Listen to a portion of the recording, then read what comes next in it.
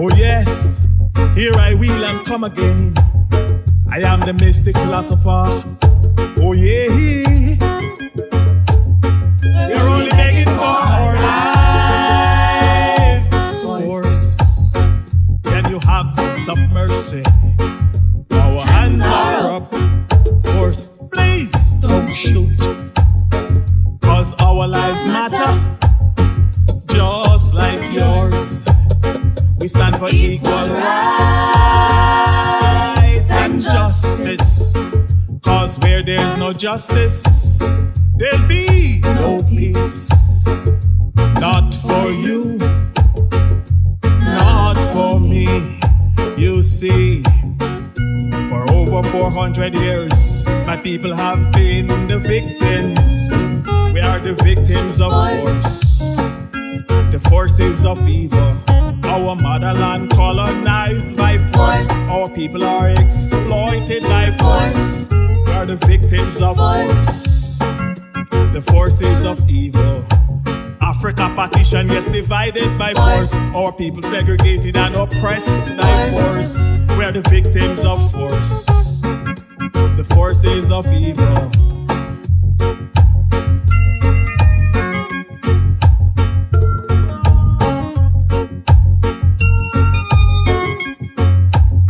We're only begging for our lives. Force, can you have some mercy? Our hands are up. Force, please don't shoot, 'cause our lives matter, just like yours. We stand for equal rights and justice, 'cause where there's no justice, there'll be no peace. Not for you and not for me. You see, we're hunted and killed like wild beasts by force, chased down, run over and captured by force. We're the victims of force, the force is of evil.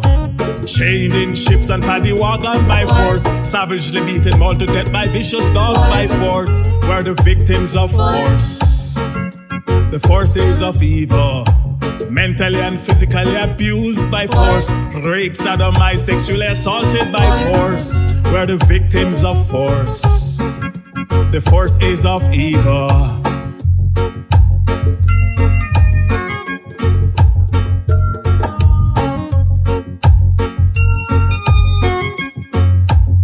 We're only begging for our lives. Force, can you have some mercy? Our hands are up. Force, please don't shoot, 'cause our lives matter, just like yours. We stand for equal rights and justice, 'cause where there's no justice, there'll be no peace. Not for you and not for me. You see, shipped to four corners of the earth by force, sold in chattel slavery by force. We are the victims of force, the forces of evil. Denigrated, scorned, humiliated by force, denied of basic human rights by force. We are the victims of force, the forces of evil. Robbed of our names and language by force, our natural ways of life suppressed by force. We are the victims of force, the forces of evil.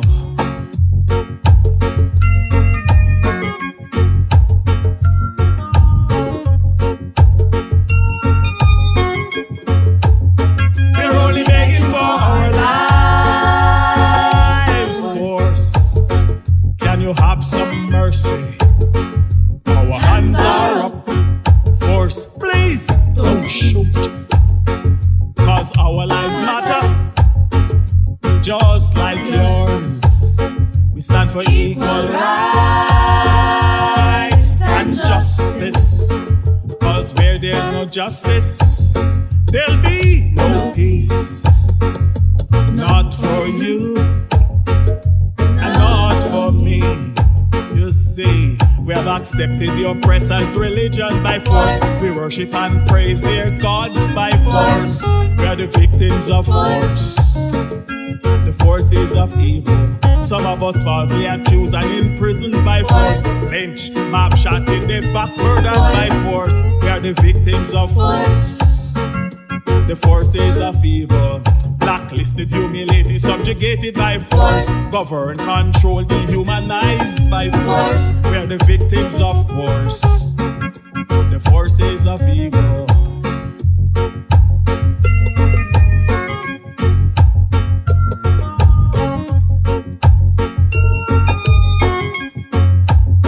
We're only begging for our lives.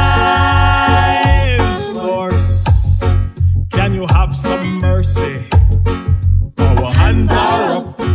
Force, please don't shoot, cause our lives matter just like yours. We stand for equal rights and justice, cause where there's no justice, there'll be no peace. Not for you and not for me. My people are the victim of force, the forces of evil. It is the same old force. Yes, the systems of force. Force, it never change. Force, it cannot change. It is what it is, and that's all that it is. The forces of evil, it's all over the earth. The systems of force, it's everywhere. The forces of evil, and we're the victims of force. Yes, we're the victims of force, the forces of evil. Another episode of the LanceScurv Show, where we have today once again our dear brother, our lecturer, our teacher, the Mystic Philosopher. He is a brother who is well versed. He has studied and spent so many years in study, and I have to honor that. The ancestors have inspired him and have kept him on this path, and we have to honor the fact that he stuck to it, and we're going to have his words shared. And it's going to be long today, but it's going to be enjoyable, because most people here, most of our family, they say, hey, it might have been long, but we wanted more. It's one of those things that's like a movie that goes a little longer, but you say, man, when the credits start rolling up, you say, man, I wish it could stay a little longer. That's the way it is. When you have something of quality, when you have something of worth and of value. There's many things out here floating around on social media that do not have any value at all. It can be titillating, it can be stimulating.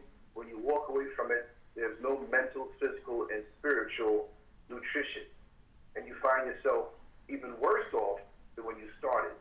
So right here, I am honored because he is the meat between the bread. I might be the bread, but he's bringing the substance. And I'm so glad to share this platform with him. This is his platform also. He is home. I'm going to sit down and introduce our brother, the Mystic Philosopher. Much love to him, much love to his family, much love to the people here in the chat room who are our family. And I just love to see how everybody here gets along. It truly is a blending, and we are coming together. And that's what we must do right now in this day and age, with all the stuff that's going around against us.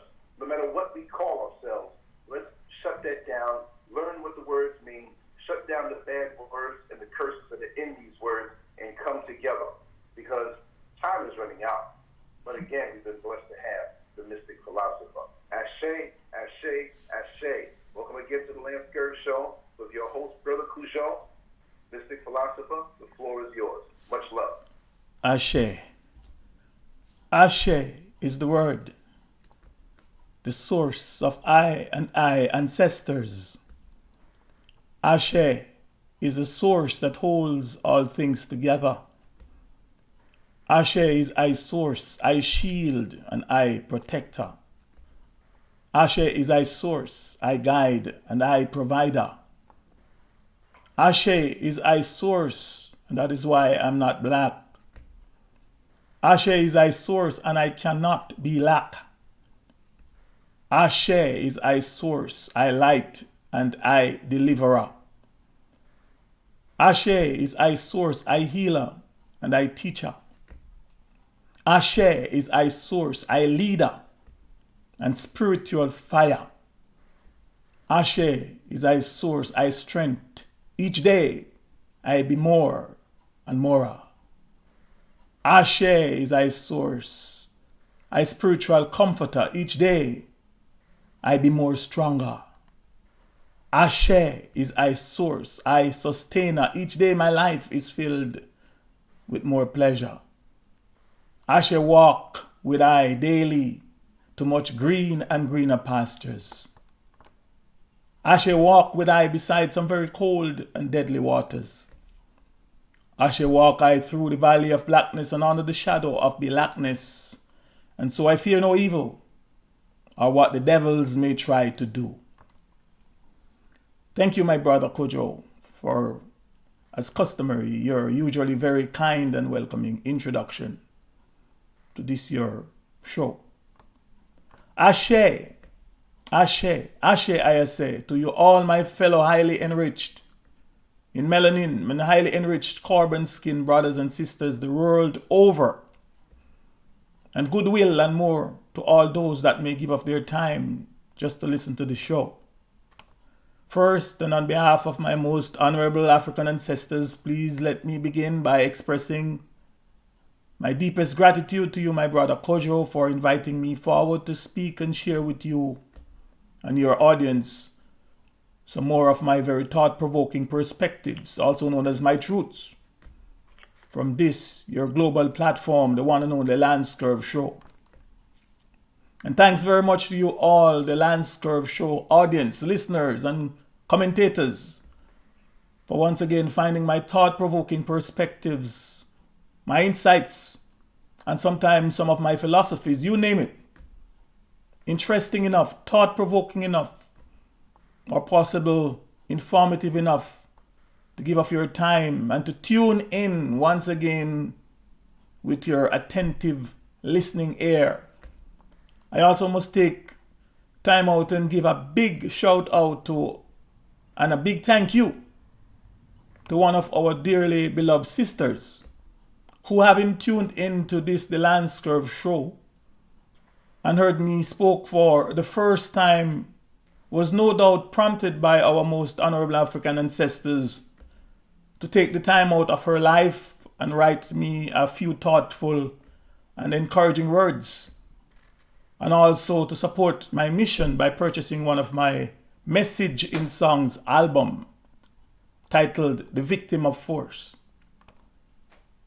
I would have loved to mention you by name, my sister, but because I didn't ask for your permission, I will refrain from doing so at this time. You know, my late mom used to say, encouragement, and I quote, encouragement sweeten labor. She also used to say, iron sharpeneth iron, meaning kind words and sometimes kind gestures, especially if or when done at the right moment, can significantly lift one's spirit and enhance one's productivity or productiveness.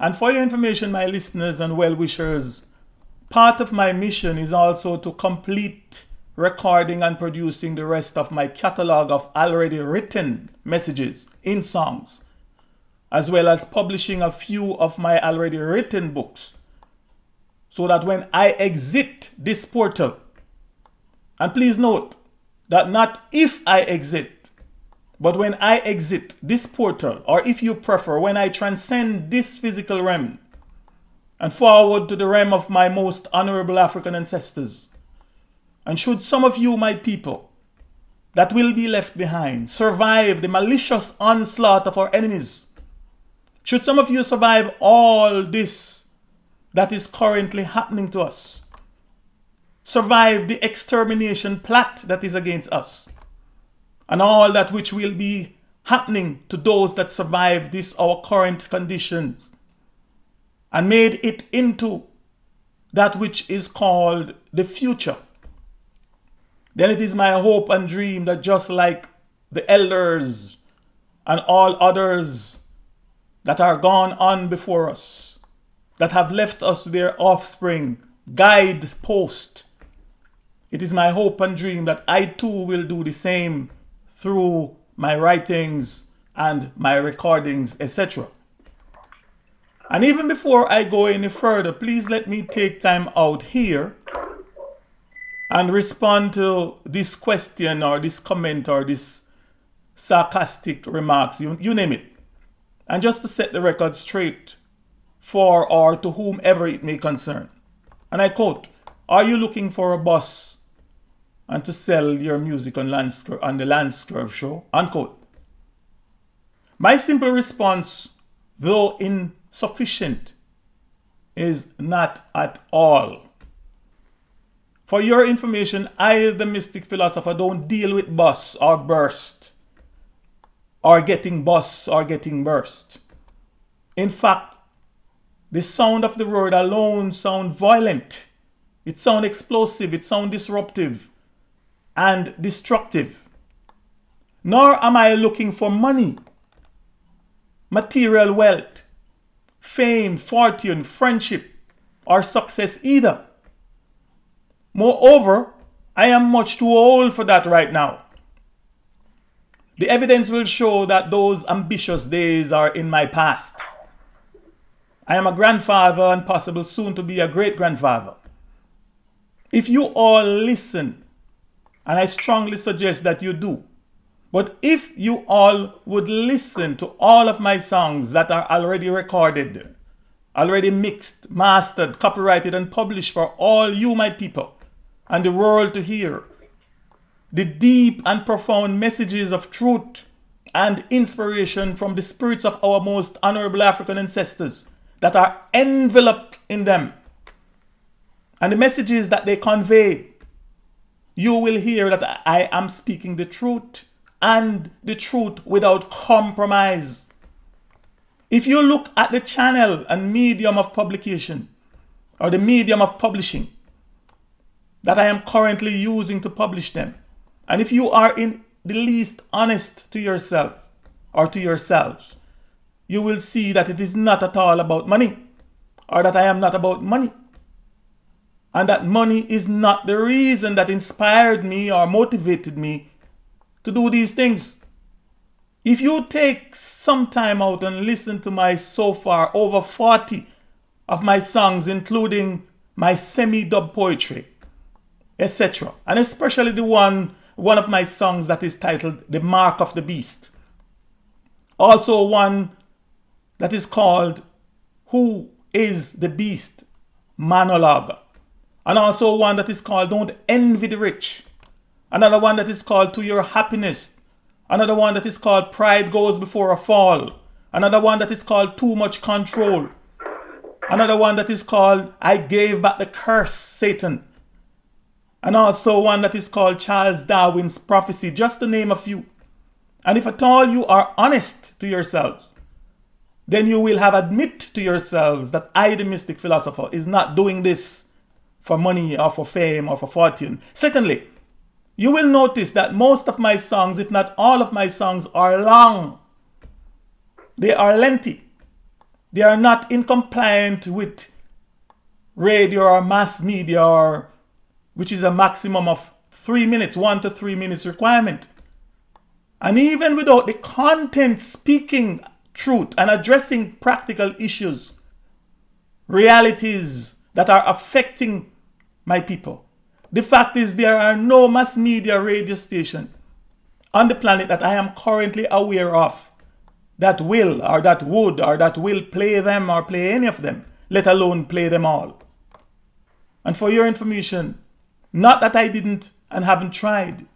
And if radio or mass media ain't playing your music or your songs for my people to hear, then, or to hear them and possible to like them, then if you are about making the system's money, making the system's material wealth, fame and success, then you are already defeated.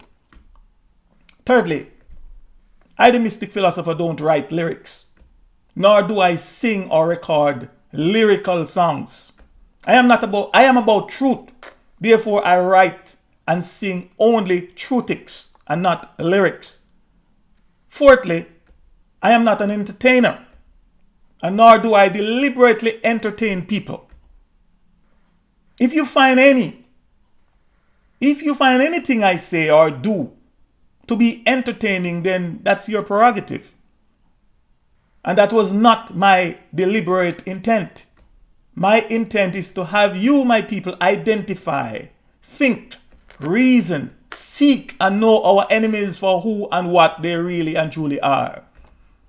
Again, I will quote Sun Tzu from his book titled The Art of War. And again, I quote, "If you know the enemy and know yourself, you need not fear the result of 100 battles. If you know yourself but not your enemy or not the enemy, for every victory gained, you will also suffer a defeat. If you know neither the enemy nor yourself, you will succumb to every battle." Unquote. My intent is to have you, my highly enriched melanin people, also known as my African people, identify, think, reason, see, and know our enemies for who and what they really are and truly are. And that is that they are the physical and literal servants of the earthly Most High God, also known as Satan the devil. And that their programmed goal and mission is to exterminate us all from off the face of the earth. Fifth, Ashe is I, the Mystic Philosopher, source and provider, and I cannot be lack. For whenever and wherever my ancestors give I a mission, they also make the provision. And common sense alone, if activated, should affirm that you can't do what I, the Mystic Philosopher, do. You cannot say what I, the Mystic Philosopher, say and is hereby saying. For example, you cannot tell Caucasian people and all other like-minded people that are putting you down by calling you black, coupled with all of its synonyms, while exalting themselves by claiming that they are white. You cannot correct them and tell them that they are not white, and that there is nothing about them that is white. You cannot tell them that their claim to so-called white and white supremacy is fraudulent. You cannot tell your own highly enriched melanin / carbon skin complexion people that they are not black. You cannot tell them, let alone prove to them, that there is no such thing as white or white people that are visible living on the earth. You cannot tell them that the image that is attributed to the man or to the character called Jesus Christ is not white. You cannot tell them that there is no such thing as a white supremacist system or a white supremacist government ruling all nations and peoples of the earth. You cannot identify Satan and his host of demonic force and forces, and in accordance with the Adamic race history and holy book, coupled with your own activated common sense, declare and expose him, Satan the devil, to be the earthly most high God, the earthly supreme ruler, the guy that is currently running things here. You cannot be what I am, the Mystic Philosopher, and speak truth without fear, compromise, or favor to the power that is, but the power that cannot be. You cannot do all these things if your ambition, your goal, or your goals and objectives are to gain the system's favor, to gain the system's recognition, to gain the system's money, material wealth, fame, fortune, and success. It is just not possible. Now, with that said, off my chest and out of the way, and as it has always been my custom and practice before I get into my prepared notes for today's topic, titled Black, the Mark of Death by Force, Part 6, and the subtitle, My Highly Enriched Melanin / Carbon Skin Peoples, also known as my African people's dreadful fear of the Black Caucasian, which for your information is just an extension of my highly enriched melanin carbon skin people, my African people's dreadful fear of the Black Force, aka the Black Police. And the reason why this presentation is subtitled, My Highly Enriched Melanin Peoples, my carbon-skinned peoples, aka my African peoples' dreadful fear of the black Caucasians, is that I intend to show and prove that we melanin people are not only in danger of falling victims at the hands of the malevolent systems, agents of force and forces, but that we are also victims of the hands of the black Caucasians as well. And all this is under the banner of redemption from the curse of the black spell. And I think it's part 7 or 8. I most certainly did not do a good enough job explaining that to you, my brother Kojo, in my past or in my last presentation, part 5. As customary, I would like to make a public disclaimer. That is the views, thoughts, opinions, and thought-provoking perspectives, my truths, if you will, that I'm about to share with you, all listeners, well-wishers, trolls, haters, and enemies of my highly enriched melanin, my highly enriched carbon-skinned people, aka my African people, are not necessarily those of the host, my brother Kojo, or those of the LanceScurv Show in general, but that they are of the spirits and souls of my most honorable African ancestors, and particularly the spirits and souls of my most honorable African ancestors that were and that are the direct and up-close personal victims of the black Caucasians' malevolent kidnapping and transatlantic slave trade. And they are also of the restless spirits and souls of all my innocent elders, mothers, brothers, sisters, and children that have fallen victims at the hands and merciless hands, the vicious and merciless hands of the malevolent Carcassoid system and its agents of force. And right now I'm just thinking of all my fellow melanin brothers and sisters, young and old, not just here in North America, but the world over. Those whose stories have not been told by the system's mass media. Those whose names have not yet been mentioned. All those whose names and memories have been forgotten, save for their helpless and defenseless families that are only left to mourn their tragic loss at the vicious hands of the system and its agents of force and forces.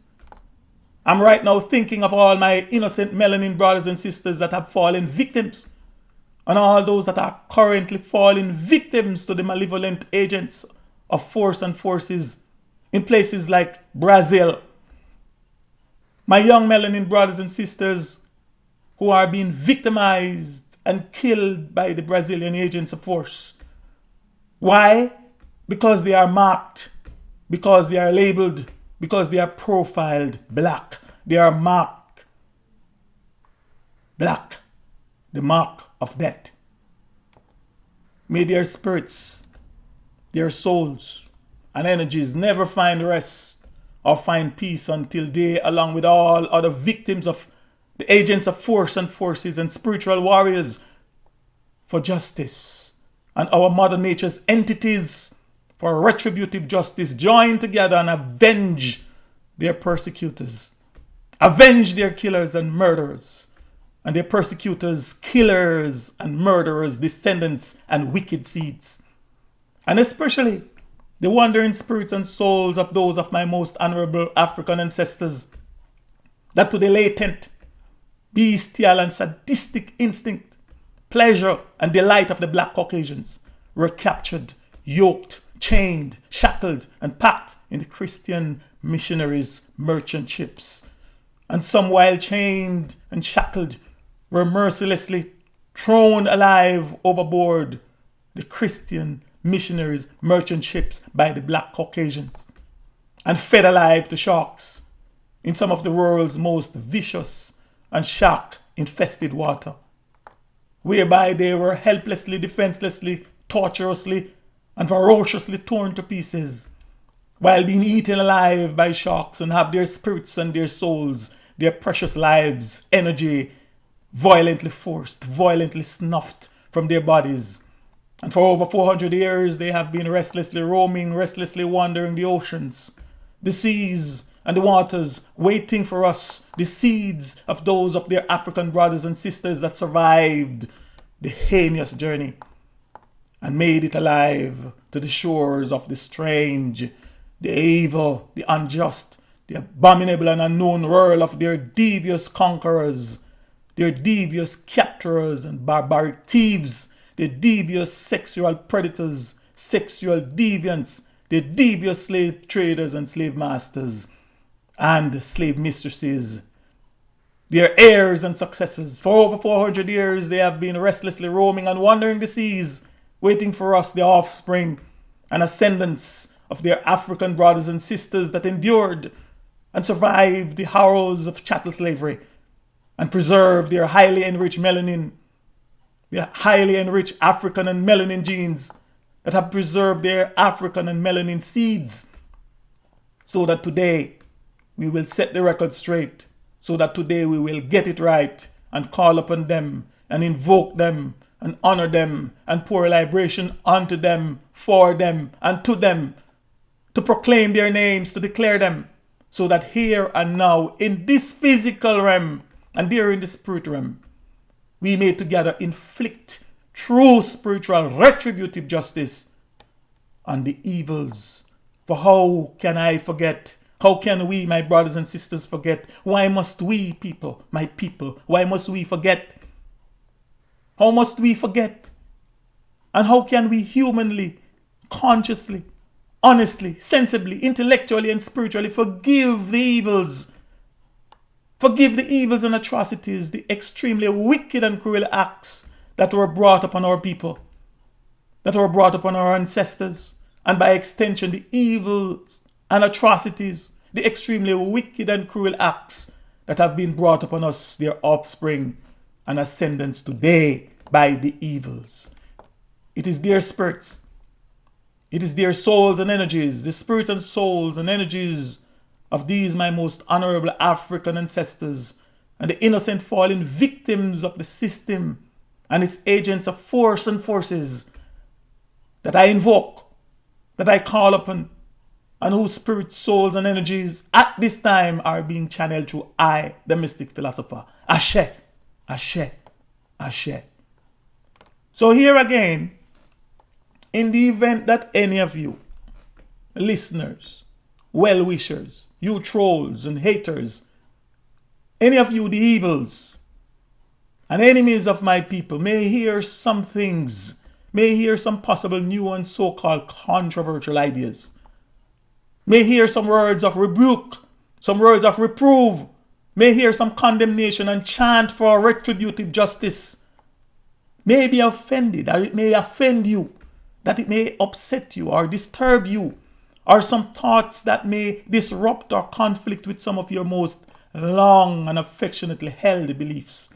I humbly ask that you hold them, my most honorable African ancestors, along with the innocent fallen victims of the system and its agents of force and forces, and I, the Mystic Philosopher and Messenger, fully responsible, and not the LanceScurv Show, or my brother Kojo, who I must not in the least fail to repeat, has been more than courageous, has been more than generous and open-minded enough to allow me this opportunity to speak my truths here. As I often quote the late Bob Marley, who once said, and I quote, "The truth is an offense but not a sin," unquote. And from my perspective, if we can all honestly agree, or if you can be courageous enough to agree with me that this statement is true, then if any of you listeners, any of you, the evils, the haters, and enemies of my people, the evils, haters, and enemies of my African people, and trolls of this, the LanceScurv Show, if any of you are in any wise offended by what I am now saying, and not what I will say, then logically, you must also agree that it is not because of I, the Mystic Philosopher, the messenger of my most honorable African ancestors, the source of my message, but it is because of the truth. Meaning it is because it is the truth. For only the truth could, only the truth can, and only the truth will offend, upset, and disturb you. And by extension, only the truth can offend us all. In fact, the evidence has shown, and the evidence will no doubt continue to show, that it is only the truth that the evils, the evidence has shown, and the evidence will no doubt continue to show, that it is only the truth that Satan and his host of devils are literally afraid of, for only the truth can and only the truth will expose them, the devils, the evils. 6. By now I'm pretty sure that most of you, my loyal or most of you, the loyal and regular listeners to this, the LanceScurv Show, already know who I am and what my stated goals and objectives are. And for those of you that might be tuning in, listening to me for the first time here, I humbly ask that you also please go and listen to all of my previous presentations or discourses and appearances here on this, the LanceScurv Show, titled The Redemption from the Curse of the Black Spell, from part 1 to, I think this is now part 7 or part 8. Losing count. Now, let me begin the body of my presentation. And as it has always been my custom, while trying to effectively communicate my innermost thoughts to you, my people, I am not afraid or ashamed to admit the following facts to anyone and everyone, or to whomever it may concern. Fact number 1, the English language is not my language or mother tongue. It is not my natural native earthly human language, nor is it my ancestors' language or their mother tongue. Fact number 2, I am not afraid or ashamed to admit to anyone and everyone that the English language was the language of some of my ancestors' very terrible, very fearful, and very dreadful slave traders, slave masters, oppressors, and persecutors, and that it is still the language of some of their heirs and successors who are our real slave masters and oppressors today. In fact, the very word English means and is defined by the English dictionaries as, and I quote, of England, relating to England, or characteristic of the country, state, or people of England, unquote.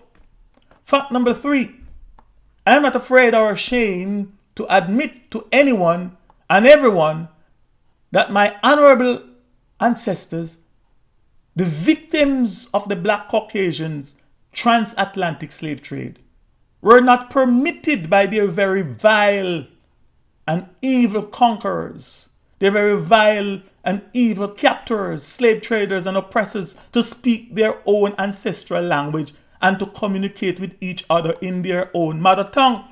Nor were they permitted to freely carry on their own natural native earthly human culture, customs, traditions, and practices, but that they were only later taught a bastardized version of their slave masters and evil oppressors' English language.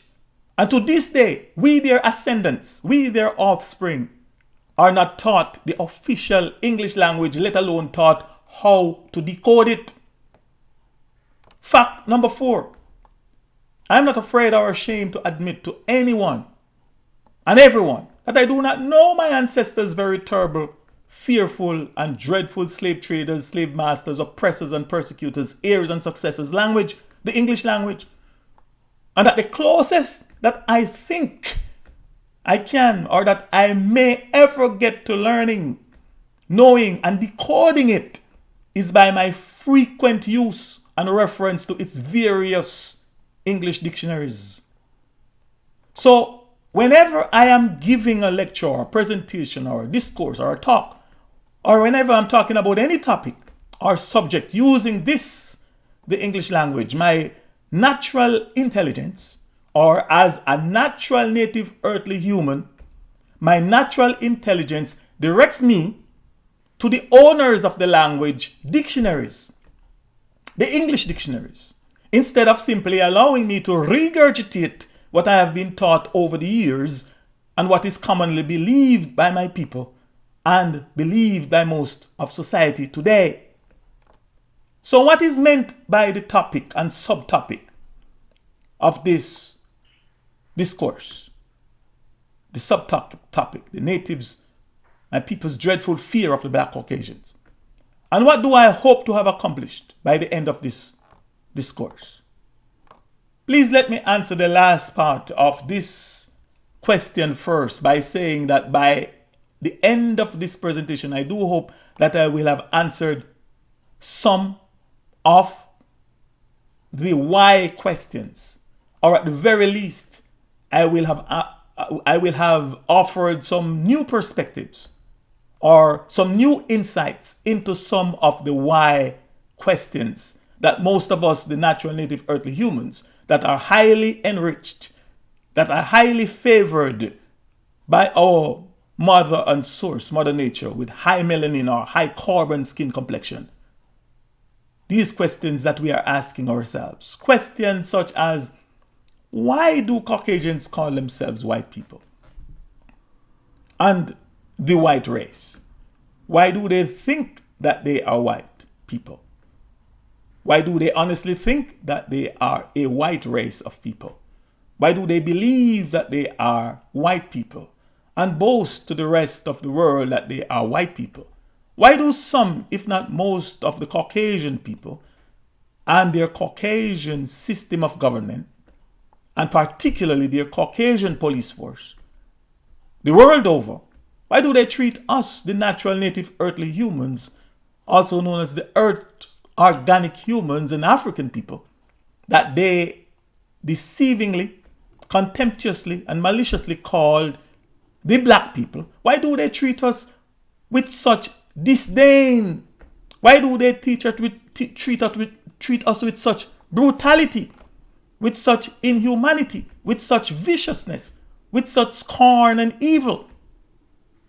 While they would, or while they will, and while they are, without any form of shame, guilt, without any form of breach of human conscience or regrets, continue to live their lives as if they are truly superior to all others, and as if the earth belongs to them and to them alone, and as if we, the natural native earthly humans, are trespassers and rioters on their property. Why? Why? Why? By the natives' dreadful fear of the Black Caucasians. Again, I am talking about we, the people that are the natural native earthly humans. We, the people that are the earth's organic humans, the original earth's organic human. And with special emphasis on those of us that are of high melanin, high carbon skin complexion, and the ascendants of the direct victims of the Black Caucasians' transatlantic slave trade. I am talking about we, the people that the Black Caucasian system, that you shall learn much more about by the end of this presentation. Now, the Black Caucasian system intentionally, deceptively, denigratingly, and contemptuously called, named, labeled, profiled, marked, and blacklisted as the black people. And as a consequence of their evil and maliciousness, they, meaning the Black Caucasians and their system, treat us, persecute us, and respond to us as if we are truly a black people, as if we are truly the black people. First, let us examine the phrase Black Caucasians by answering the question, who is a Caucasian? And who are the Black Caucasians? So who is a Caucasian? Simply put, a Caucasian is a Caucasian, and Caucasians are of the Caucasus, also known as Caucasian origin and ancestry, Caucasus. Caucasians are the people that originated and belong to the Caucasus Mountains. According to the Living Webster Encyclopedic Dictionary of the English Language, Caucasians are, and I quote, of or pertaining to the Caucasus, a range of mountains between Europe and Asia, extending from the Black Sea to the Caspian Sea, pertaining to the white race, as characterized by physical features, a native of the Caucasus, a member of the Caucasian race, Carcassoid, unquote. So from this, the Living Encyclopedic Dictionary of the English Language, now you know who is a Caucasian and where they, Caucasians, are from. And please note that there is no mention of Africa in their origins here. So who is a black Caucasian? And who are black Caucasians? Meaning, who are the black Caucasians that we, the natural native earthly humans, are so afraid of, are so terrified of, and are terrorized by their mere mention, the mere mention of their names, let alone their appearance, terrified us, etc. I will be revisiting the meanings and definition of the word black very shortly in order to give you a very detailed answer to the phrase black Caucasians and black any human or black almost anything, and also to further point out how they, the black Caucasians, have deceived us and the world into thinking and believing that we, the natural native earthly humans, are the black ones. In other words, that they have flipped the script on us. And in our ignorance, we have swallowed their lies, hook, line, and sinker. But in the meantime, simply put, a black Caucasian is a member of the Caucasian race of people that is a very evil person. The black Caucasians that we, the natural native earthly humans, are terrified and dreadfully afraid of are a group of people, are a group and groups of people that are from the Caucasian race, so-called European race of humankind, that have throughout their own recorded history have distinguished themselves as evil, as desperately wicked, as evil and destructive beyond our natural native earthly human knowledge, beyond our earthly human understanding and overstanding. And not only are they a threat to the continued existence of our natural native earthly human families, but they are also a threat to all of our fellow natural native earthlings as well. And they are a threat to the continued existence of our mother and planet Earth as well. Our mother Earth as we think we know her. And how do we know them? Or how do we know who they are, the black Caucasians? Or how can we identify them? Them meaning the black Caucasians, of course. And the answer to those questions is, it is by their fruits that you shall. It is by their fruits that you can and will know them, the evil ones. Meaning, it is by their works. It is by their actions. It is by their deeds. It is by their evil vibrations you will feel and experience while you are in their presence. And above all, it is by their concealed and expressed contempt and hatred for us, the natural native earthly humans, that are of high melanin, of high carbon skin complexion. Here is how and when you can very quickly and easily identify a black Caucasian, or identify the black Caucasians. They lie. They are cons and liars, and the truth is not in them. And one of the biggest and most subversive lies that they have told all of us, the natural native earthly humans and peoples of the world, and have us all believe for centuries, if not for millenniums, is that they are white, and that we, the natural native earthly humans, we, the natural natives, the original ones, are of high melanin skin complexion, are black. And here you can both see for yourself and know for sure that this dictionary's definition of the word Caucasian was written by a black Caucasian, or by some very black Caucasians. Because if you are not fully hypnotized and dumbed down, and if at all you are mature enough to trust your own intelligence, your own basic common sense, and your own physical sense of sight, if at all you are not visibly handicapped, then you know that Caucasians are not at all white, or a white people, period. Please note that as part of its definitions, it states, and I quote, pertaining to the white race as characterized by features, by physical features, unquote. For your information, the word features or the word feature means, and I quote, a distinctive attribute or aspect of something, unquote. A distinctive attribute or a distinctive aspect of something. Now, please ask yourselves this question and allow your own reasoning ability and human intelligence to answer it. What physical features are they? These lexicographers of the living Webster's Encyclopedic Dictionary of the English language are talking about or alluding to. What are these physical features? These distinctive physical features. What are these physical features by which they are distinguished and characterized as the white race? The white race meaning they are the complete opposite of those of us that they so deceivingly and disparagingly and contemptuously call the black race. The white race meaning they are the most complete and pure race of people on the earth.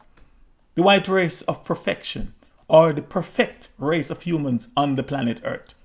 The white race meaning they are the race of purity, innocence, wholesomeness, and completion. The white race meaning they are the model race. The white race meaning they are the superior race, etc. So what is the physical feature, or what are the physical features by which they are so distinguished and characterized by as the white race? Is it their hair? Is it their eyes? Is it their nose? Is it their history and track record? Is it their blood? Is it their conduct? Is it their attitude and interaction with all other races of people on the earth? Or is it their skin complexion? The primary feature that they are directly referring to is their skin complexion. They, the black Caucasians, not only are they audacious, but they think so highly of themselves, and they think so little, so poorly and contemptuously of the intelligence of all other peoples of the world, or all other peoples of the earth, that they claim to have white skin, and nothing is or nothing else could be so further away from the truth. I put it to you that even without knowing all the meanings and definitions of the English word white, but if you are a natural native earthly human, and especially one of high melanin skin complexion, and if you should look at a Caucasian, especially one of those that are here living in North America, or in the Caribbean, or in Africa, and tell I, the Mystic Philosopher, that you are looking at a white person, a white man or a white woman, or that you are looking at a human with white skin, then I will unapologetically tell you in return that you seriously need help, that you are sick. I will tell you that you need some very serious spiritual counseling and deprogramming. And it is also possible that you cannot be helped anymore because you are much too far gone in the realm and depths of ignorance and of the system's hypnotic trance. I have already established in almost all of my talks, my writings, my lectures, my presentation, discourses and songs, you name them, that there are no white humans or humankind or mankind that are visibly living on this our planet Earth, let alone natural native earthly humans that are white. Moreover, I have already unapologetically established the fact that Caucasians are not white. And that maybe with the exception of their clothes, their hoods, and that they sometimes wear, their hair or the scalar of their eyes, and possible, some of them, their teeth, there is nothing else about Caucasians in general that is white, let alone the black Caucasians calling themselves white. Now granted, I must admit that the majority of Caucasians in time past and today, the world over, Caucasians that the system, which is also their own system, called, named and labeled as white, And also those that call themselves white, answer to the word white, believe that they are truly white, and act as if they are white. The truth is, they really don't know that they are not white. They have been told the great big lie, which I call the great big black lie, for so long, that they honestly think and believe that it is true and that is who and what they really are. They honestly think and believe that they are indeed white. In fact, it was one of their own people, a fellow black Caucasians, namely Adolf Hitler, who was also one of the most self-proclaimed white men on the planet, and at that time at least, and one who not only deceived himself into thinking and believing that he and his elite Germanic group of people from the Caucasian race were white, were superior, and that they are the master race. But he also very strongly believed that all other peoples of the earth were their inferiors. That all other peoples of the earth were their subjects and subhuman species, etc. And that they should be eradicated in fulfillment of one of his greatest inspiration and role model, Charles Darwin, and his Charles Darwin's prophecy, and that we should be replaced with his Adolf Hitler's black Caucasians, evil and misguided ideology of the white race, meaning his chosen, pure, and so-called civilized race. And for your information, the black Caucasian Adolf Hitler's message, doctrine, dream, philosophy, and goal, along with his protege, the elder black Caucasian Charles Darwin's prophecy of exterminating all natural native earthly humans and replacing us with their pure, or their so-called pure Caucasians, did not die or perished with him or with them. But they lived on since then and are very much alive, if not even more so alive today than ever. So the vast majority of Caucasians today really and truly don't even know that they are not at all white, and that they have been told a lie, and that they have been believing and living a lie for much of their lives, if not all their lives. A lie that has been told to them by the system, by their leaders, and by their parents. It was Adolf Hitler himself that said, and I quote, "If you tell a big enough lie and tell it frequently enough, it will be believed," unquote.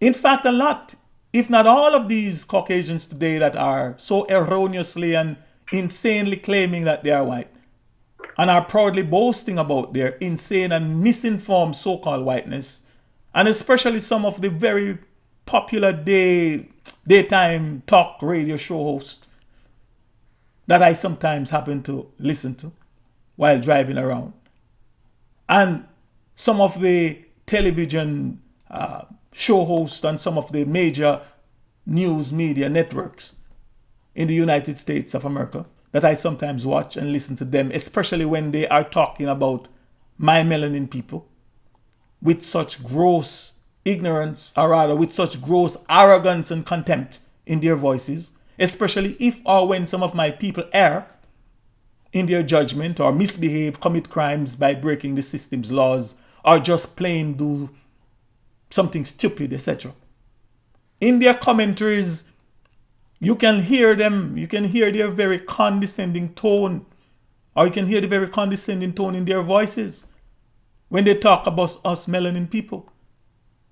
When they are talking about us, the people that the black Caucasians, deceptively, maliciously, and contemptuously called, named, labeled, marked, and profiled, and blacklisted as black. You can hear the arrogance and contempt on their, you can actually see on their faces the arrogance and contempt. And you can also hear it in their voices when they say the black guy, when they say the black people, when they talk about and use words like the black community, etc. You can see it on their faces, and you can hear the arrogance in their voice and the condescending tone in their voice. And the elevation, and then you can hear the elevation, the pride and the cockiness when they identify themselves as white, with expressions such as, I am white, we are white people, or we the white people, or we the white race of people. You name it. What these learned and systems educated, well-educated Caucasian radio and TV show hosts, journalists, lawyers, politicians, and celebrities, etc. What they don't know, what they don't want to know, and what they don't want you or the rest of the world to know is the fact that it was only quite recently that they were elevated to the status of being called and classified as being white by the black Caucasians political system.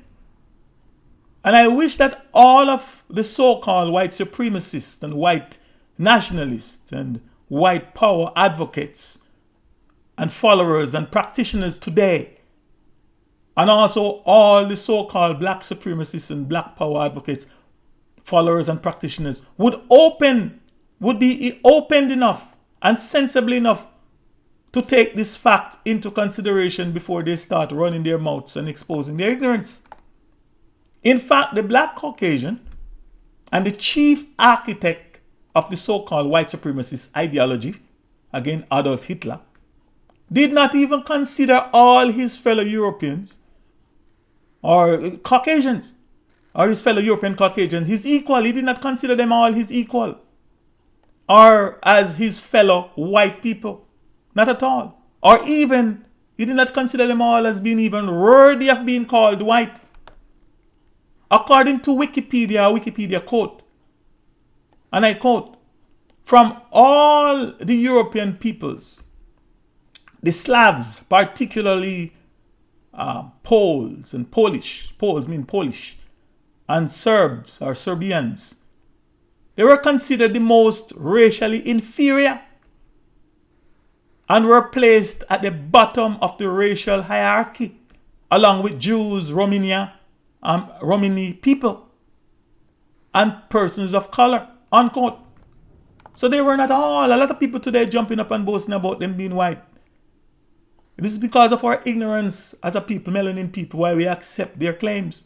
For example, I sometimes listen to some of these same people that put down my people, proudly boasting of some of their talk, radio, and TV shows about their white Irish heritage. And for the record, that's fine. No one should ever be ashamed of his or her heritage, unless it is one that is proven to be evil. But never have I heard any mention of the fact that Ireland was one of the poorest countries in the Caucasus, also known as Europe, if not one of the poorest countries in the entire world. And that many of their ancestors were brought here to North America and to the Caribbean as slaves of the British, and or that they were treated just as badly, and in some cases worse, just as inferior, if not worse, than how my ancestors, the Africans, that were brought here and forced into slavery. We were not slaves. We were forced into slavery. We were made slaves, but our people were not slaves. They are no different from the vast majority of my people, especially some of the very cocky systems educated, systems trained, systems indoctrinated scholars and chosen ones that have been told by the same black Caucasians that they are black. And it's a very rude awakening for many, having to discover that they are not in the least white, and also that they are not black, and that they have been living a lie most of their lives, if not all of their lives. Some can react, some will react, and some have reacted quite violently when they learn and are faced with the reality that they are not at all white, or in the case of some of my people, that they are not at all black. I had one Caucasian change into at least 4 identifiable colors on me recently and changed colors as he did, he still didn't and still couldn't turn white. And all because I told him the truth, that he was not, and that he is not at all white. So the second biggest lie that they, meaning the black Caucasians, have told us, the natural native earthly humans, also known as the earth's organic humans, that are favored by our mother and source, Mother Nature, with high melanin, with high carbon, is that we are black, that we are the black ones, and that we are the black people. In fact, not only did they tell us that they are white and that we are black, but they physically beat and torture that lie, along with the fear of their very terrible, their very fearful and dreadful gods, lords and saviors, masters, etc., into us. And it is still the most difficult lie and lies to free my people of and from today. So let us now revisit the meanings, definitions, and the part of speech for the word black, and see if we can pinpoint some of the devastating effects it has had on our people, on my people, throughout history. And let us see if we can pinpoint some of the devastating effects that it is having today on us, the natural native earthly humans, that the black Caucasians and their malevolent systems called, named, labeled, profiled, marked, and blacklisted as the black people. And the first thing that we will discover from the English dictionaries is that the word black is an adjective. And that the function of an adjective is, and I will quote for accuracy, adjective, 1, a part of speech expressing quality or condition. 2, a word used to limit or define a noun or pronoun, unquote. So here we can very clearly see from the English dictionary that the English word black is an adjective, and that the function or the purpose of an adjective is to define and express the quality or condition of a noun or a pronoun. So I am hereby using it to describe a group of people from the Caucasian race of people. And this distinct group of people I called the black Caucasians.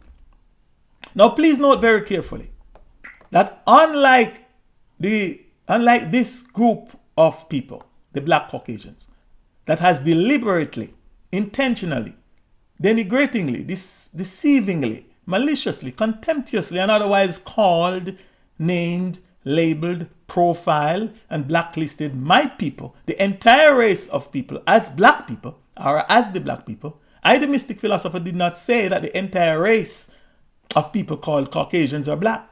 Nor am I denying the possibility that it is black.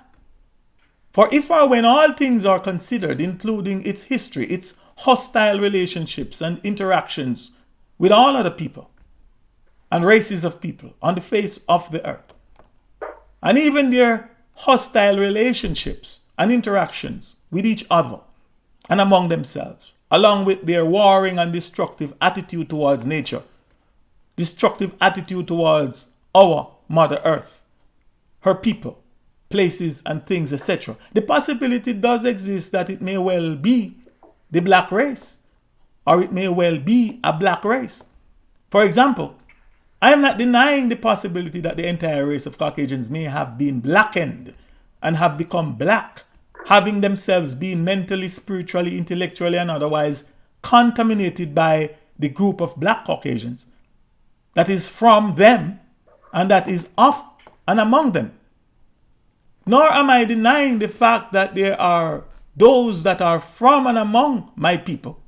We, the natural native earthly humans, also known as the earth's organic humans, and especially those of us that are highly melanin or carbon skin, that have been blackened and have become black, and are manifesting almost all the qualities, attributes, and characteristics of black, which is blackness, having been mentally, spiritually, intellectually, and otherwise contaminated by the very terrible, dreadful, and powerful conquerors, dominators, colonizers, and influential group of black Caucasians. And their gods, masters, kings, queens, and lords, etc., that have conquered, ruled, and governed the earth for centuries, if not for thousands of years. And it is still ruling and governing the earth today, with and through and by force. However, that is a completely different subject for another place and another time. But here and now, I am just going to continue focusing on this distinct group of people that I call the Black Caucasians. And as I have mentioned earlier or elsewhere before, that it is by their fruits that we know who and what they really are. So now let us look at the meanings and definitions of the word black.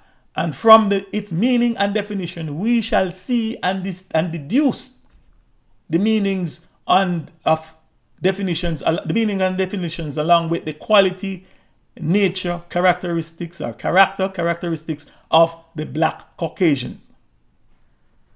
A Black Caucasian, or Black anyone, or Black anything else. And among all the meanings and definitions of the English word black that you will find are that it is the opposite of white. Black is almost without light and the absence of light. Black is gloomy. Black is pessimistic. Black is dismal. Black is threatening. Black is hostile. Black is without moral goodness. Black is a disgrace, or black is indicating disgrace. Black is soil or stained with dirt, or black is very dirty. Black is deliberately harmful. Black is inexcusable. Black is evil, just to name a few, according to the dictionary.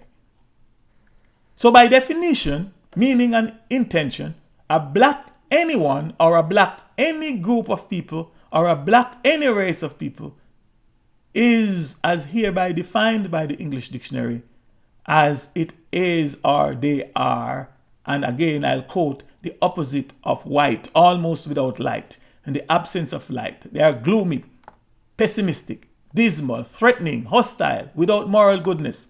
They are a disgrace or indicating disgrace, soiled or stained with dirt or very dirty.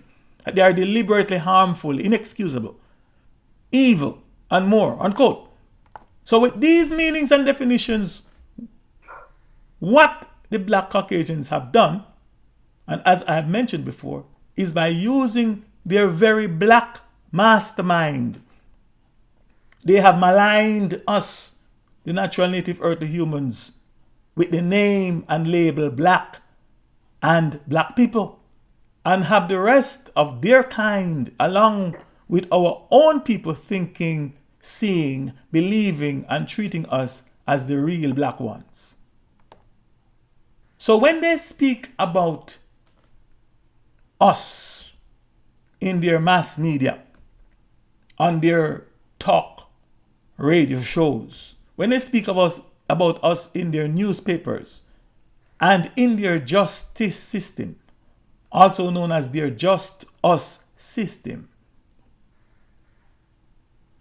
etc., as us being the black people. When they speak about us as us being the black community, the black man, the black woman, the black boy, the black girl, the black child, the black youths, the black schools, the black people, or music, etc., and then referring to themselves and speaking of themselves and presenting themselves as being white, they know what they are doing.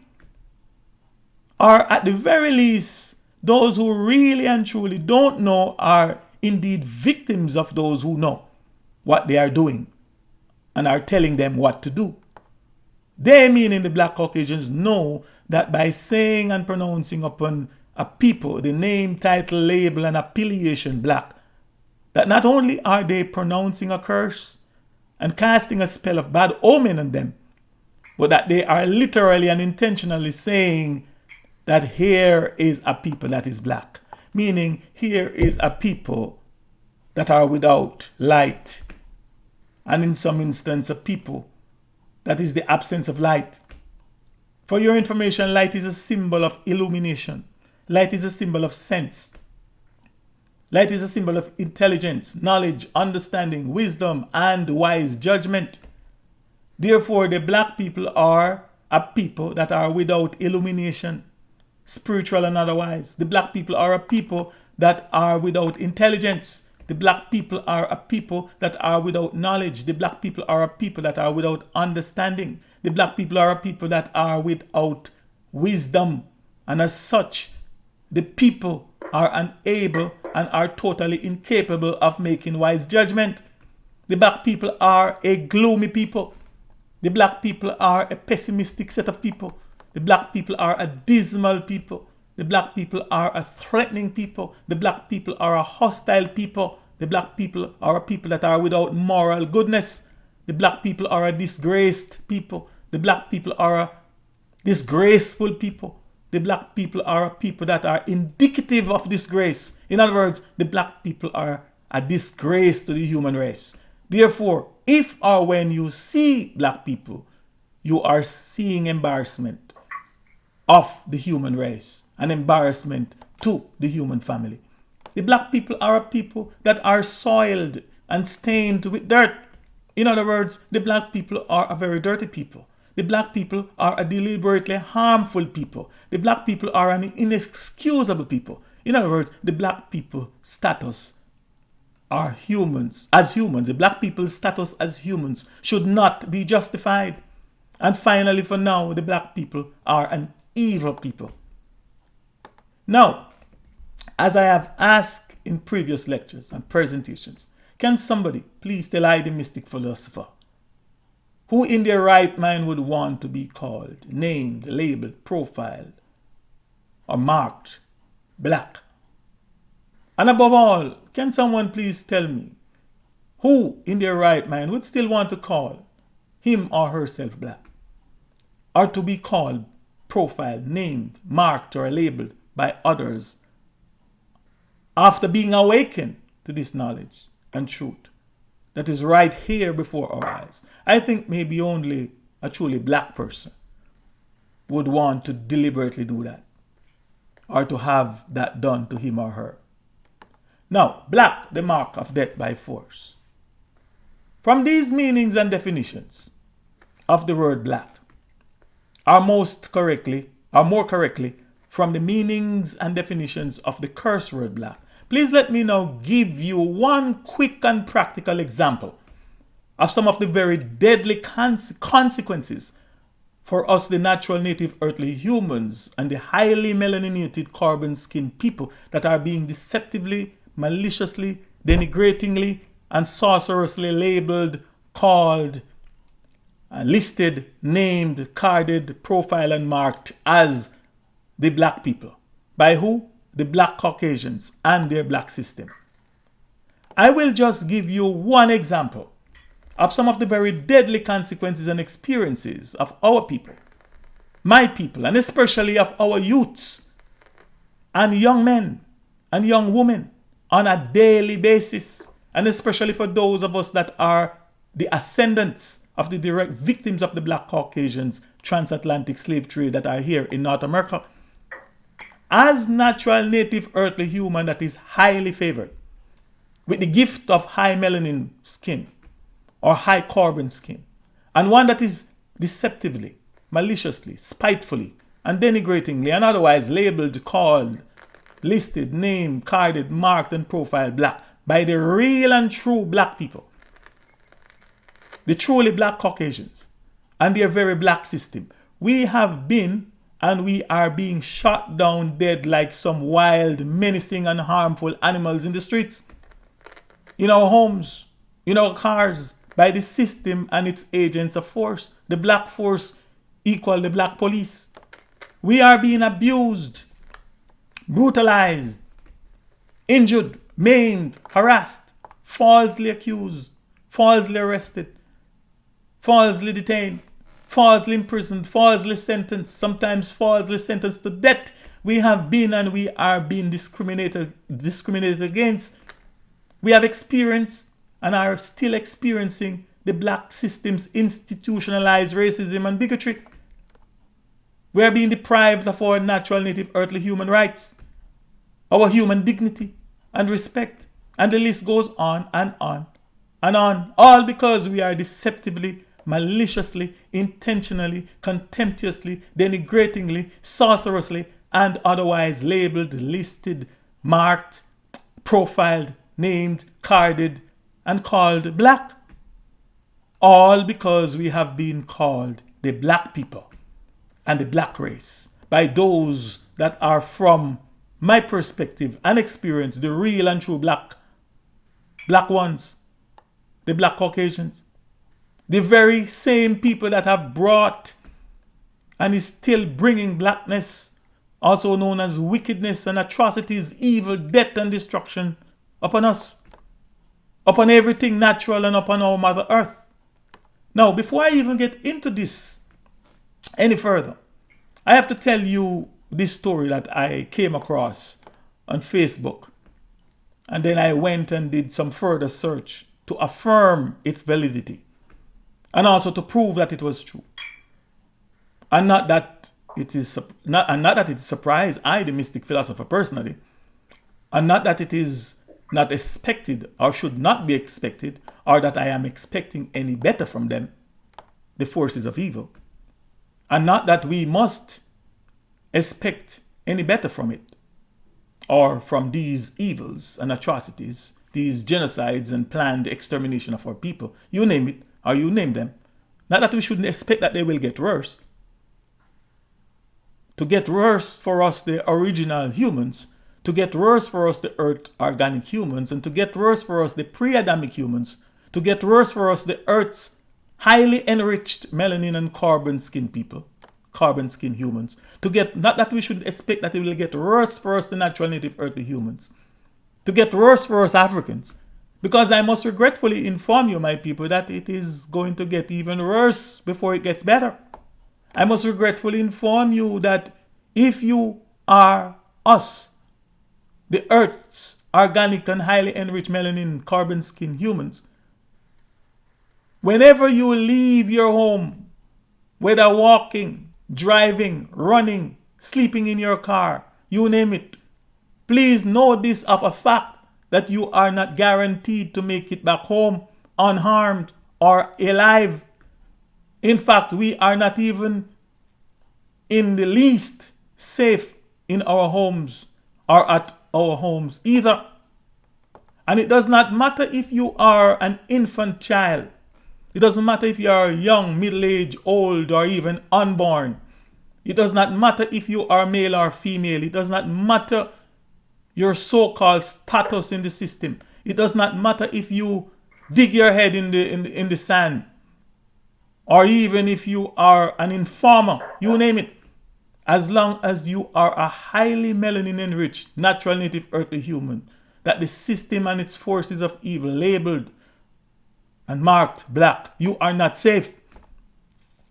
I had one of the most painful, emotionally draining, disturbing, and nerve-wracking experience, to say the least, a day or two ago while watching a video of what I personally described, and no doubt there are other honest humans among us that would also describe it as another live public execution of a fellow melanin brother, another live public execution of a young African living in America, also known as African American.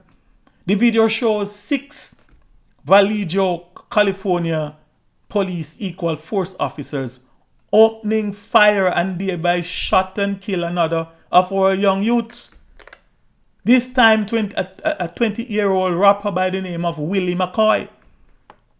According to the report, which can also be verified by watching and listening to the video itself, within 3.5 seconds of these 6 executioners, these 6 agents of force, also known as police equal force officers, waking him up in his vehicle in which he was asleep at a local Taco Bell, within 3.5 seconds of him being wake up, the agents of force, the race soldiers, executed 55 rounds of bullets into the young man and his vehicle. And the rest is now history. My brother, another victim of force, another victim of the system's agents of force, another statistic. Now, why was the reason for this public execution? Some among us may ask, if they don't already know.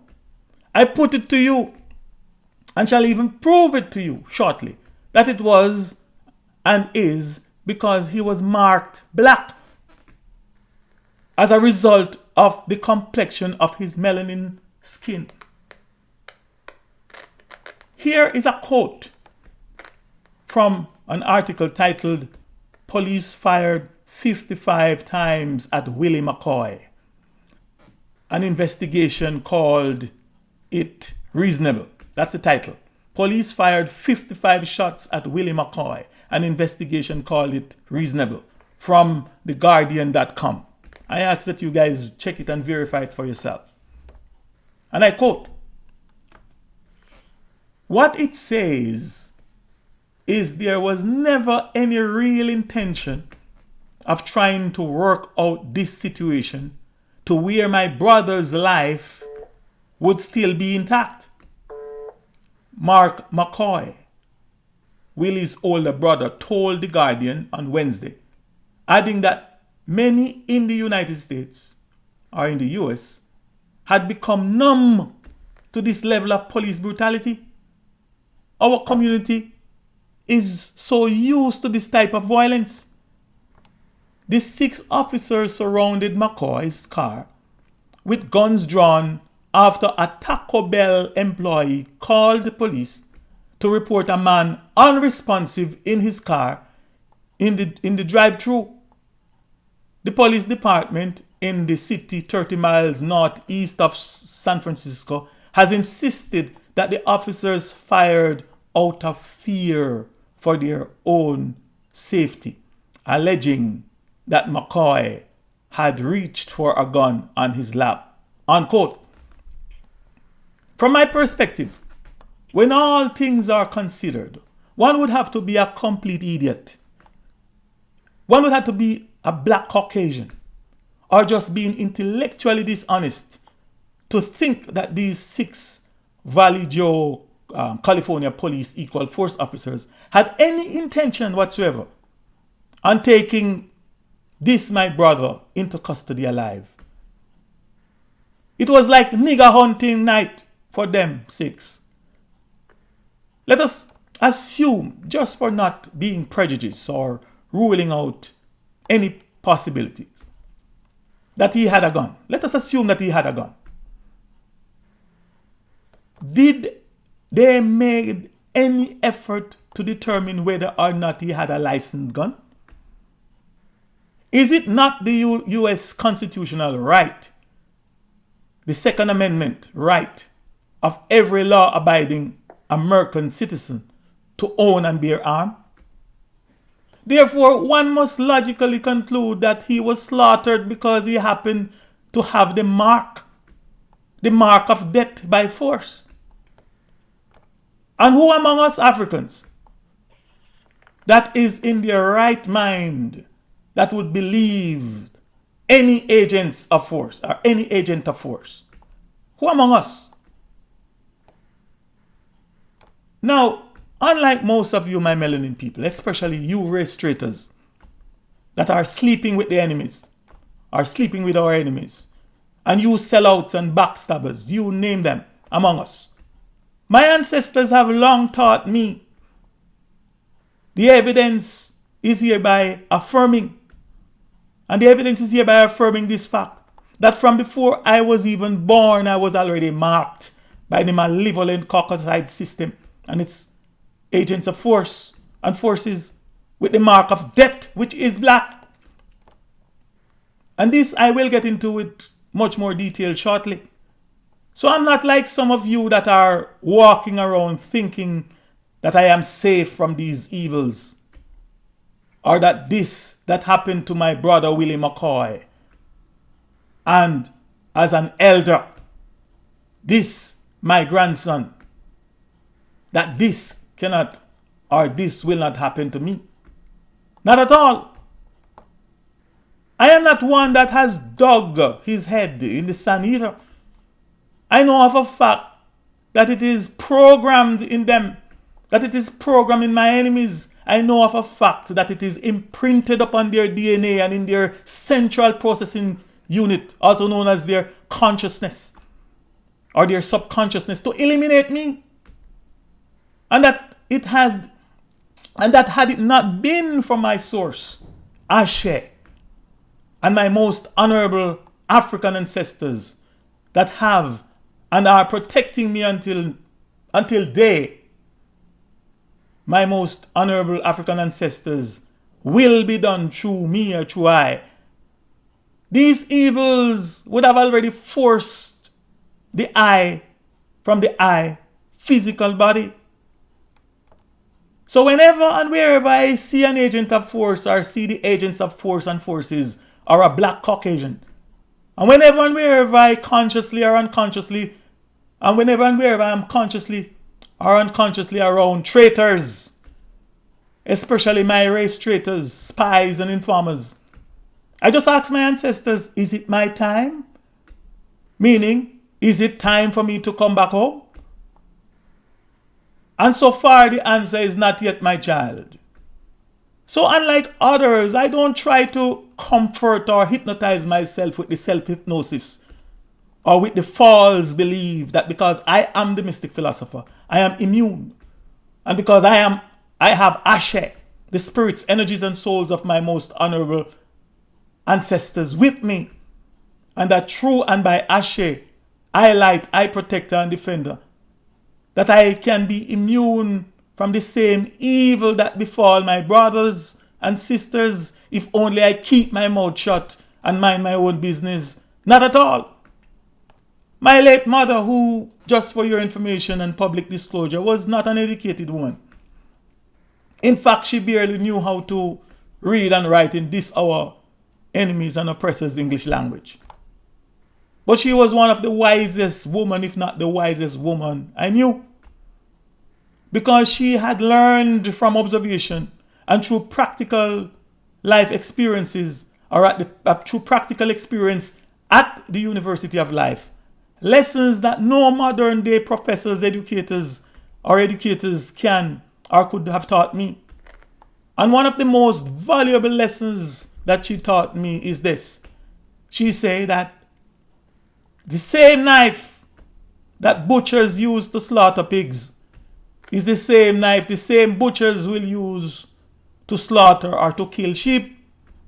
And why?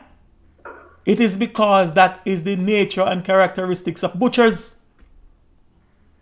It is in their training, and in some cases, it is in their DNA to slaughter. So whether you are marked as a black pig, or whether you are marked as a black sheep,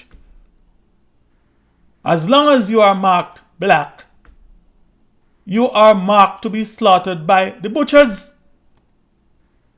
Now, after these executioners executed 55 shots, 55 bullets into the vehicle, and 25 of which we are told hit my brother, you can still hear them shouting and demanding the dead young man, the dead young brother, to hold up his hand. Hold up your hands. And I guarantee you, as the sun is shining outside right now, that after they had slaughtered him, if he had made the mistake of obeying their orders and held up his dead hands, though dead, they would have even greater pleasure in killing him again. Now, I hereby ask any of you, my fellow African brothers and sisters, that is not charged or possessed with and by force, aka the forces of evil, to please try and explain to I, the mystic philosopher, how that video that I just watched and is there it's there online for the world to see. Just please type in Willie McCoy. It's there for everyone to see. Please look at it and please explain to I, how it is not the work and manifestation of the entity called Satan, the devil. Explain to me, please. All you Christian apologists for evil, please explain to me how this is not the work of Satan, the evil. Satan the chief of force, aka Satan the chief of police. And please explain to I, the Mystic Philosopher, how and why these 6 public executioners that executed 55 bullets into the vehicle, of which 25 is alleged to have struck young, sleepy Willie McCoy, thereby immediately slaughtering him, could someone other than a devil, or the devil himself or herself, please explain how and why this is not the work and manifestation of evil? Can someone explain how this is not the work of the evil ones, also known as the seeds and servants of the devil? Can someone please explain to I how these that carried out this killing were not and are not physically, spiritually, demonically, and legally charged, spiritually, demonically possessed, spiritually, demonically directed and controlled by the chief of all forces, Satan the devil? Someone please explain that to me. How can someone, especially if that someone is a natural native earthly human, watch or listen this video and see or hear 55 bullets being executed into another human sleeping in his vehicle, and say that it was not the work of Satan, or that it is not the work of the evil force, or the forces, or the evil forces that are at work? Someone please note that I did not ask for any black Caucasian or any black others to answer my question, but I'm asking an honest, natural human to please do so. Now, tolerance. Please let me talk just a little about the word tolerance for a moment. This is a very popular word that is thrown frequently around, especially by the black Caucasians and their agents of force and forces. Now let me warn you, my melanin people, that when you hear some people come telling you that they are the most tolerant people, that they are the most tolerant society, that they are the most tolerant, you name it, please do not be deceived into believing, let alone thinking, that their so-called tolerance is because they like us, that their so-called tolerance is because they respect us, or that it is because they love us, you name it. For your information, tolerant don't mean that they like or love you or us. It just means that they have no alternatives at the moment but to put up with us until when the right opportunity presents itself for them to get rid of us. It's like them having a bad sore, or what we in Jamaica call a bad sore foot, known as an ulcer. That the only way to get rid of the sore is to get rid of the foot. So in their better judgment, they tag along with the sore foot or the ulcer. The fact is that they are trying their best, trying to figure out how to get rid of us without getting rid of themselves. The evidence show that they have tried almost everything and it hasn't worked. From vaccine, birth control, you name it. But still, we are here because we are the earth and the earth is us. Now, here is another example and something I'd like you to think about. Here is an example and a fact that I ask that you please think very carefully about and meditate on, at least for a while within your own minds. Now, because the English word, because the English language is the black Caucasians' language, because it is their mother tongue, and it is their ancestral tongue. And just like themselves, it is from the one Carcassoid family tree and origins, the Caucasus Mountains, etc. It, the English language, is also from their own Caucaside so-called European language family tree. Therefore, they, the black Caucasians, normally know it. They naturally speak it.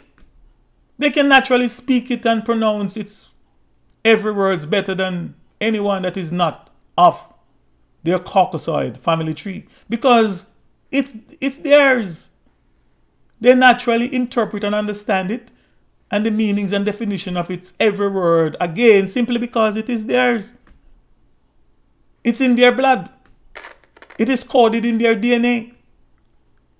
So please be not deceived that when they call us or when they call you black, that they did not mean what they say, or they did not mean what their own dictionaries say the word means and is defined as.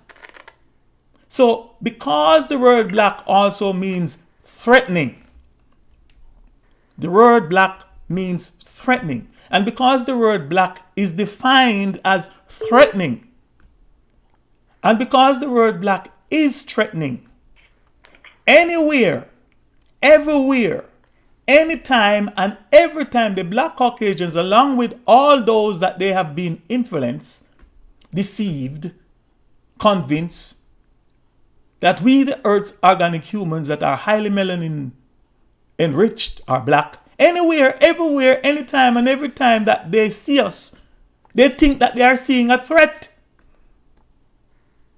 For your information, it does not even cross their minds that they are seeing another human, let alone a harmless human.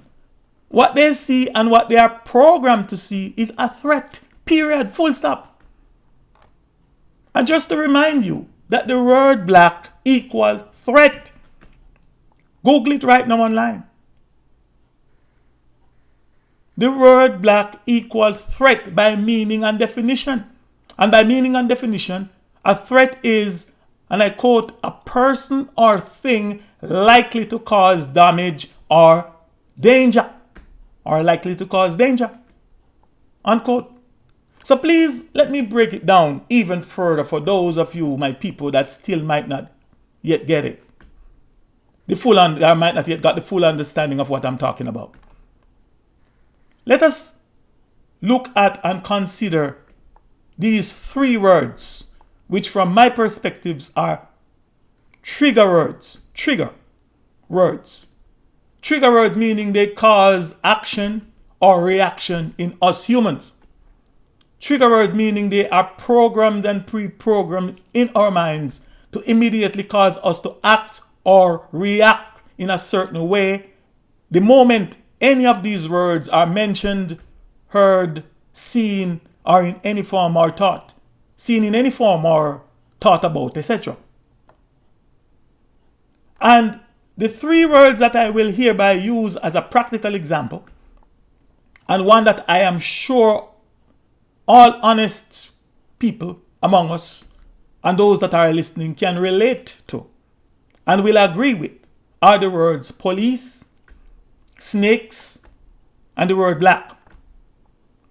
Whenever we melanin people, also known as African people, hear the word police, or police equal force officers, or whenever we melanin people see police, or see police equal force officers, we act and react quite the opposite of that of when Caucasoid or Caucasian people hear the word police equal force and see a police equal a force officer.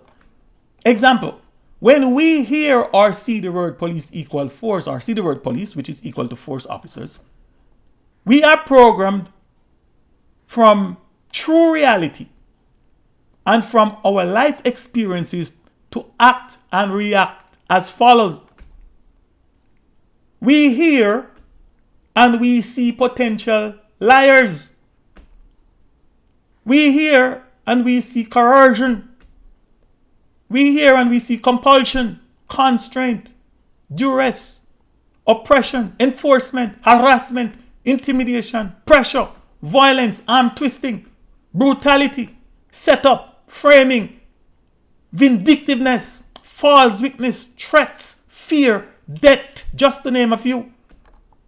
On the contrary, when a Caucasoid or when a Caucasian or when Caucasian people hear or see the word police equal force officers, they both hear and see truth, honesty, protection, defense, shelter, preservation, safety, security, refuge, immunity, insurance, guardianship, support, life. Just to name a few. Whenever we melanin people, also called African people, hear the word snakes, we act or we react. Meaning our thinking process, our processes are engaged. And what is the first thing that comes to our minds? Well, the first thing that comes to our minds is a threat, aka danger. Or at the very least, the first thing that comes to our minds is a potential threat, also known as a potential danger. And not just a threat, but a real threat, a real danger. Consciously or unconsciously, we immediately think of danger. And worst, if we hear that a snake is on the loose, or is in our area, or that some snakes live in an area. When we hear the word snakes, consciously or unconsciously, we immediately think of some deadly cold-blooded animals. Consciously and unconsciously, we immediately think of a long, limbless reptile, one that has no eyelid, and one that has a short tail, and one that has menacing jaws that are capable of considerable extension, and one that can swallow almost anyone or anything alive. When we melanin people, also known as African people, hear the word snake, consciously or unconsciously, we immediately think of a menacing cold-blooded reptile and its venomous bite. We may also think of its potential strangulation and suffocating its prey to death, etc. And finally, on this point, for now, when we melanin people, also known as African people, hear the word snake, consciously or unconsciously, we think of a treacherous or a deceitful person. And when we literally see a snake, and when we see some snakes, we know that we are seeing danger and that we are looking at real danger. Now, the fact is that all this is true about snakes because that is their nature and characteristics. To be and to do all the aforementioned. They are poisonous, deceptive, covert, and subtle in their operations and in their being. And they are always on the hunt for prey. And some of us know this from observing their behavior. While very unfortunate,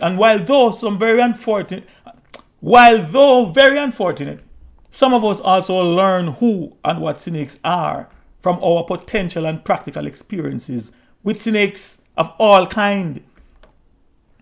So we can all agree that the word snake is a trigger word, or rather is another trigger word. Now, very unfortunate for us melanin people, also known as African people, and also to our detriment and our demise, because of our gross ignorance of the meanings and definition of the word black.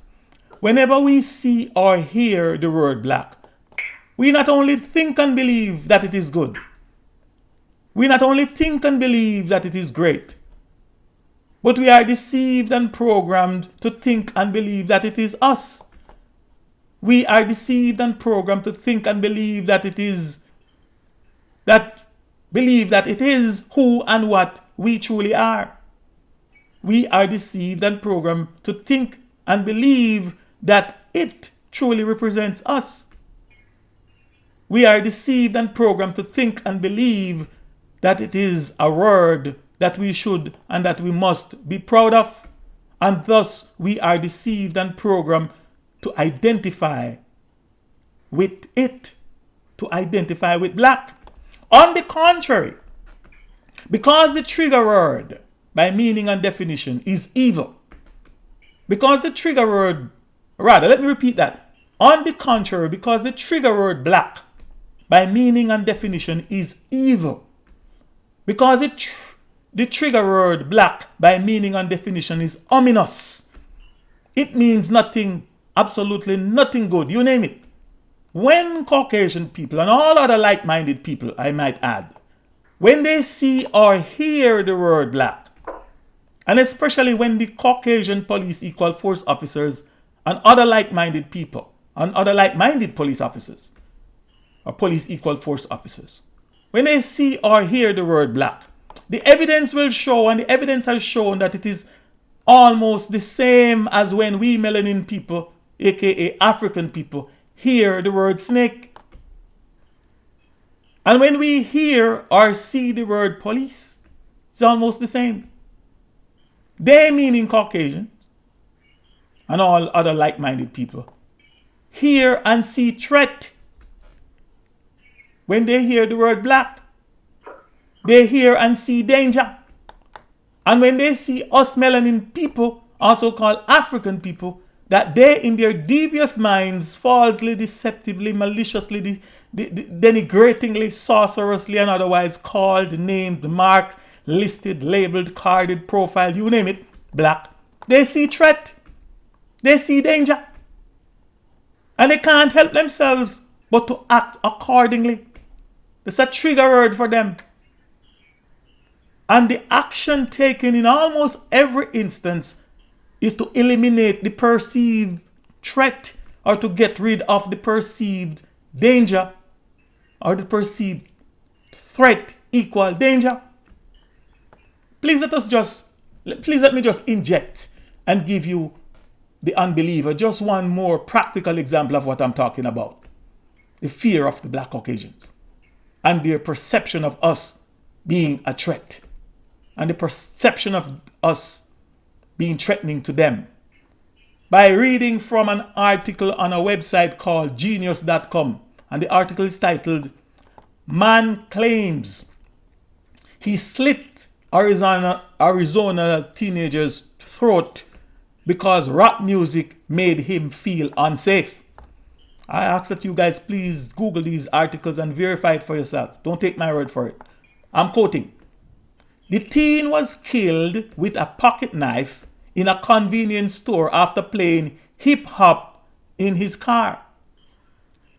17-year-old Elijah Al-Amin had his throat slit in a Paroa, Arizona convenience store last week, and his alleged murderer has reportedly blamed rap music emanating from the teen's car.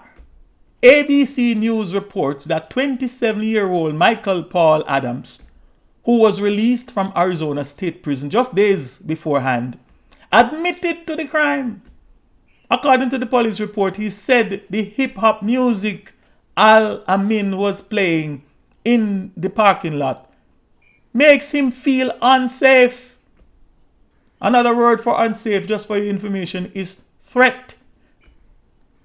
Because in the past, I continue, because in the past, he has been attacked by people, blacks, Hispanics, and Native American who listen to rap music. This is the police report, unquote.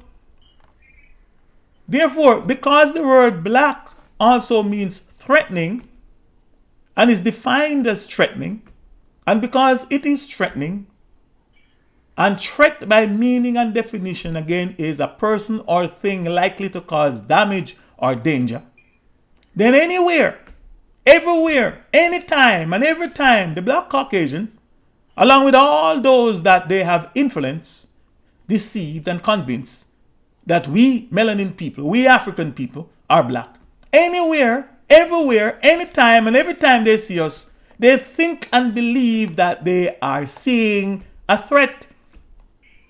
Meaning they think and believe that they are seeing a person or a thing that is likely to cause damage or is a danger to them. Let me give you one of my personal experience.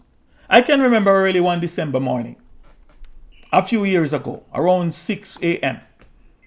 I went for a jog in a park that is very close to my home. As customary, I started jogging from my home to the park. Then I would complete a minimum of 10 laps around the park, a very big park, and then jog back home. In order to enter the park from the streets, I had to venture through a catwalk. And there before me awaits the wide open field or the playground. Now bear in mind this is a December morning in Ontario, Canada. Winter. Freezing snow was on the ground. And it was very slippery. Jogging in that type of weather is very dangerous and demand a lot of skills just to stay on your feet and not slipping and falling. Upon entering the park, I looked to see if there was anyone else jogging or walking on, or if there were dogs loose and off their owner's leash. And most certainly, walking in the direction that I was jogging, way ahead of me, I saw a heavy-built woman. Or as we Jamaicans would say, I saw a fat woman walking.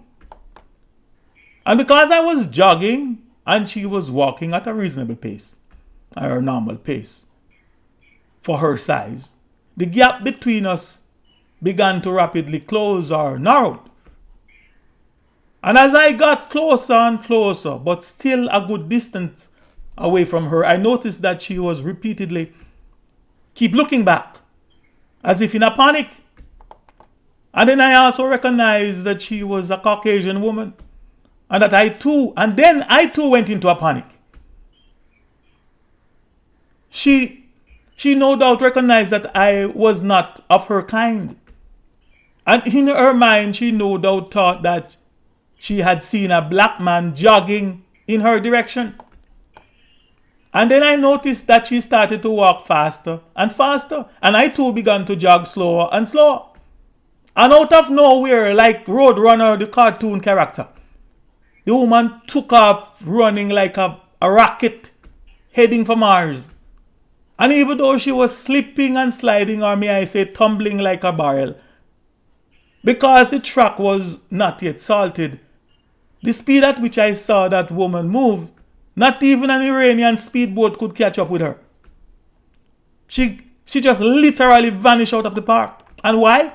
Because in her sight, in her Carcassoid mind, she thought she saw a black man. And as a result, she felt threatened. She felt threatened for her life. She felt that she was in danger. And I also immediately took the closest exit and exited the park onto the main street.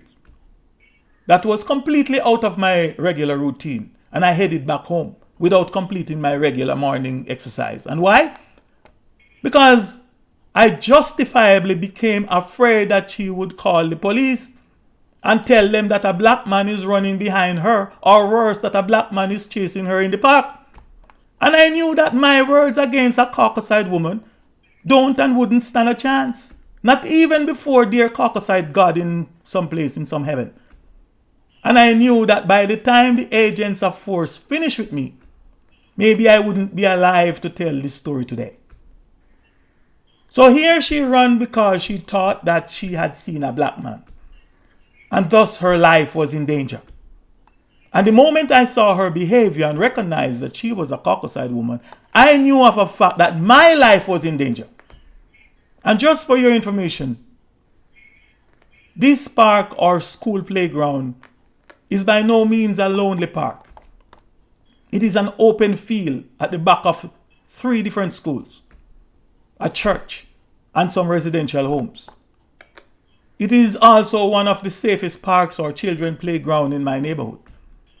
And even though it was cold and slippery, it was just mere coincidence that we were the only 2 people in the park at that time of the morning. And from just this one example, you can see where a Caucasoid, or where to a Caucasoid, black is perceived as a threat. In other words, black is equal to threat, which is also equal to danger and dangerous. So if you are black, you are a threat. If you are black, you are a danger. If you are black, you are dangerous.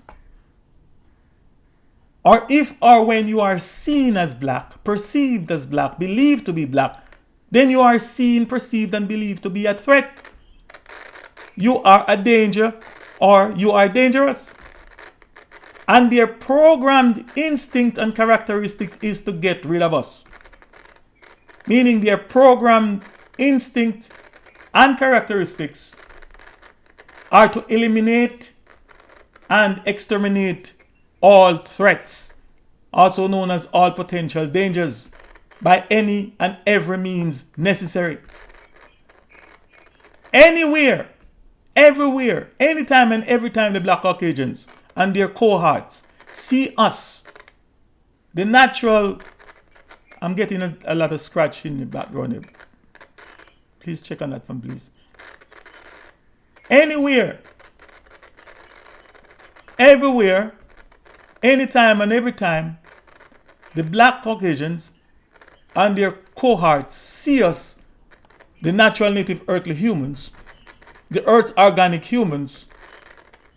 Lance, could you please check on what is causing that scratch? Some... If it's yeah, it's you don't know what it is. On this side, I don't know what it is.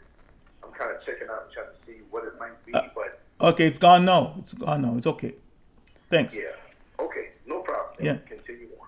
Anywhere, everywhere, anytime and every time the Black Caucasians and their cohorts see us, the natural native earthly humans, the Earth's organic humans and high melanin humans, they think and believe in their hearts and in their minds that they are seeing a threat and that they are being threatened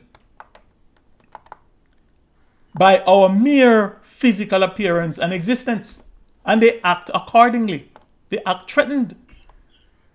Meaning, they take action to eradicate and to eliminate all threats. And their legal system, also known as their justice system, or to some of us, their just us system, almost guarantee them an excuse, a way out for their any and every action taken against us. As I mentioned earlier, the guy just slit the 17-year-old brother's throat because he felt threatened. Rap music threatened him. Here I would also like to express a very important point, and just to make sure that I get it across in no uncertain terms, I will again borrow a verse of scripture from the Adamic race and history and holy book, the Christian Holy Bible. And why? It is because from my perspective, if or when this verse of scripture is properly analyzed, properly interpreted and understood, one will also admit that not only is it true, but that it also makes logical, rational, and practical sense. And I quote, "Thus saith the Lord, curse be the man that trusteth in man, and maketh flesh his arm, and whose heart departeth from the Lord." Unquote. Jeremiah 17:5, the King James Version. Now, for your information, the Lord being spoken of here is the Adamic race, and by extension, the Adamic race is God. This is the Adamic race God issuing a command to his creatures, telling them that they should trust no one. This is not our source or our melaninated ancestors speaking. This God has no relations to us, the pre-Adamic humans, also known as Africans, other than to subjugate us, to oppress us, to enslave us, to persecute and to exterminate us, etc., etc. So please let us not get it twisted. So here he is telling his creatures, the Caucasians, and his others, that should they trust in man or woman, or make flesh their arm, then they would be cursed by him. And the evidence will show, and the evidence has shown, that the Adamic race of humankind trusts no one. These people don't even trust their own shadow. They don't even trust their own children, nor their mother that gives birth to them, let alone their father. In fact, they don't even trust themselves. Therefore, if any of you, my African people, think or believe that a Caucasian trusts you, or that Caucasians trust you, then you have just proven to me that you're an idiot. And I don't care if he or she is your wife, your husband, your lover, your employer, your employee, your neighbor, your doctor, your patient, your student. your business partner, your religious convert, or your church or religious brethren, your classmates, your politicians, your police officers, or even your congregants, you name them. And if you trust them to the point that you think and believe that they won't hurt you, or that they won't turn on you, that they won't flip on you, that they won't turn tail on you, or that they won't betray you, and given the right situation that they won't inform on you or set you up, then you're a bigger fool than I thought or dare to imagine. For your information, it is coded in their DNA by their God and ancestors not to trust us. So they can't help themselves by not trusting us. Just know thou this, that they are the world's greatest pretenders. You shake their hands, but you never shake their hearts. Anywhere, everywhere, anytime and every time the Black Caucasians see us, they claim at the very least to themselves and to their own and in their own hearts and minds that they are being threatened. They believe that they are threatened. They feel threatened and they act accordingly. Threatened. They act as if they are truly being threatened by us. Or to be more precise, they act as if we are indeed threatening them. And as if we are a threat to them. And it doesn't matter. It does not matter if they see us in our cars driving on the highway, going in the opposite direction and speeding away from them. What they see is a threat. It does not matter if they see us in our cars parked in the parking lot, or even if we are parked in our own driveway. What they see is a threat. It does not matter if they see us in their churches preaching from their own podium, in their temple or in their mosque, worshipping their own gods and begging their gods for mercy. What they see is a threat. It does not matter if they see us in their White House, in their Parliament House, in their governor's house, in their Vatican City, working in their banks or handling their monies. What they see is a threat. It does not matter if they see us in their handcuffs and in their chains and shackles, in their prisons, in their jails, or on their televisions, or in their movies or music videos on their streets, or even in their hospitals as their patients. Even when they kill us dead, you name it, the Black Caucasians and their cohorts will think, claim, believe, and feel threatened and will act accordingly. Threatened. In other words, they will think, claim, believe, feel, and act as if we are threatening them.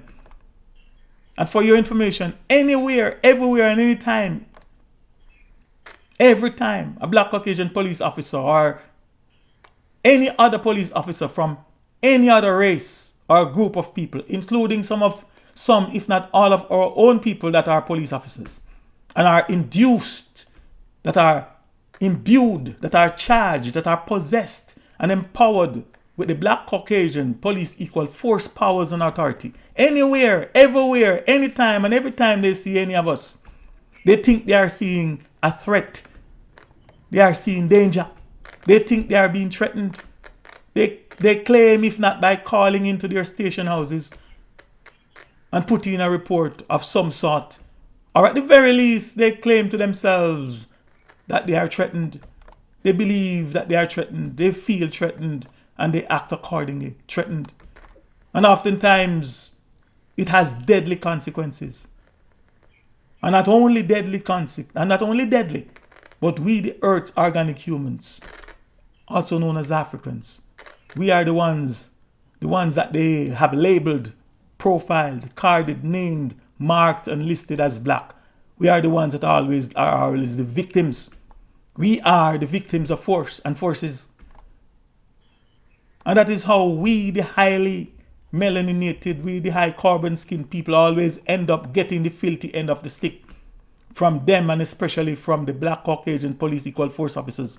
Because what they, by themselves, in their own mind, think, believe, feel, and claim to see, and what they are trained by their employer, the system, and by society to see is not who and what we really are, but what they, the Black Caucasian society, and its Black Caucasian system, tell them we are, that we are the black people, and therefore we are the threat, therefore we are the danger, therefore we are dangerous. And that is just one reason why a black Caucasian police officer or any other police equal force officer anywhere in the world that is imbued, charged, possessed, and empowered with the Black Caucasians' police powers and authority can, and will freely abused, freely brutalized, injured, severely maimed, harassed, frisked, falsely accused, falsely arrested, falsely detained, falsely imprisoned, falsely charged, and have sentenced to death in some cases, discriminate against, deprive us of our natural native earthly human rights, our dignity and respect, and shoot us or shot any of us or any of our people down in cold blood, and especially shoot any of our young males. And sometimes, if the police equal force officer feels like it, he or she has and can and will empty their bullets of his or her gun into any of us and walk free without any form of guilt of conscience or guilt of human shame. And even after they kill or murder us and we are dead, lifeless, they still think, feel, believe, and claim that we are still a threat to them. Again, why? It is because they see black. They see threat. Black equal threat equal danger. I saw and listened to a video that was posted on my Facebook wall some time ago of a live police equal force killing and possible a live police equal force murder of one of our African living in America youths, also known as African American youth, who it was alleged that he had stolen 2 bottles of sodas and put them on the ground outside the store. Then the St. Louis, Missouri cops came, shot and killed him on the spot, and in the company of multiple witnesses. And even after he almost emptied, if not emptied his weapon into the young man, thereby snuffed out the life from my brother's body. And the young man was dead. His body was motionless on the ground. The rest of police equal force officers still violently cuffed the dead young man's lifeless body. Just this week I saw a post on my Facebook wall, and also a few people send me a video on WhatsApp, or send me the video on WhatsApp, of 2 black equal evil police equal force officers' most vicious and violent takedown of one of my African American brothers, someplace in the streets of what I believe might be New York. If not New York, it is still someplace in the United States. And even while the 2 violently charged beasts appearing in the form of humans were on top of my brother, on the ground, and he was totally subdued, only for them to handcuff him and take him into custody alive. While the 2 officers were on top of him and was punching him like I honestly don't know what. One of the police equal force officer, who from the Mystic Philosopher's perspective can be best described as a demonically charged and demonically possessed creature, reached for his gun, and without any form of human consideration, without any form of humanity, as if he was killing a wild, angry, menacing boar, he reached for his gun, which I also call Satan's weapon, the devil's weapon, the fire in arm, and he mercilessly pumped several bullets into the upper body, if not into the head of my brother. He purposefully, intentionally, and mercilessly pumped several shots into the body of somebody's child, into the body of somebody's son, into the body of possibly somebody's father, somebody's husband or relative. And as the blood gushed from the helpless, defenseless, and obviously lifeless body of one who could possibly be my son, or at the very least, my brother, my African blood brother. You could hear the shooter cop, the killer cop, if not the murderer cop, asking the dead body, the dead man, "What's wrong with you, man? Fucking idiot, you just shoot and kill my brother." While the other one behaving as if he too has just discharged some of his demons by participating in the kill, was calmly calling for more backup. Just calmly looking around and into the camera of the person videoing the kill. Calmly waiting for his fellow cohorts to come and cover him. In my spirit, I could hear some of my Caucaside enemies and also some of the traitors and backstabbers and sellouts, you name them from among us, asking this question: why was he running away from his killers? Why was he running away from the cops? While suggesting that if he did not run, they would not have killed him. Well, from my perspective, it is self-evident from this video that the reason why my brother was running away from them in the very first place was because he sensed that they were blood hunting. He sensed that they were blood hungry and bloodthirsty. He sensed in his spirit that they were going to kill him. He sensed his death by them. So he was just trying to run. He had no other alternative but to try and run away from them, hoping against all odds that his life could be spared and that he could have lived to see another day with and among his friends and family who loved and cared for him. I can almost guarantee you, my people, that if he was a Caucasoid, if he was a Caucasian, and especially if he was a Caucasian mass murderer like Dylan Storm Roof, who during a prior service at Emmanuel African Methodist Episcopal Church slaughtered in cold blood 9 of our fellow African people, including a senior pastor and a state senator, and injured another person. I could almost guarantee you that if he was a Caucasoid, he would not have to run. He wouldn't be running away and trying to save his life. And to further add insults to the injury, or to further add insults to the killing, the two cops look like they are from among our Melanin people. And I sincerely hope that I'm not hereby insulting them in front of their Caucasian colleagues by saying that they look like us or that they look like they are from among us. Because by the look of things, they would be egotistically, emotionally, and otherwise seriously hurt should they learn of me trying to identify them with us. Should they learn, they would be egotistically, emotionally, and otherwise seriously hurt should they learn that I am identifying them with us, Melanin people. A people that their own actions here, evidently, they despise their own. There's no way you could. I ask people, you may be hearing me saying this, but I ask that you guys search and look at this video. How could somebody do that? You must know and know of a fact that people like these, people like those, do not want to have anything to do with us other than what you will see in this video.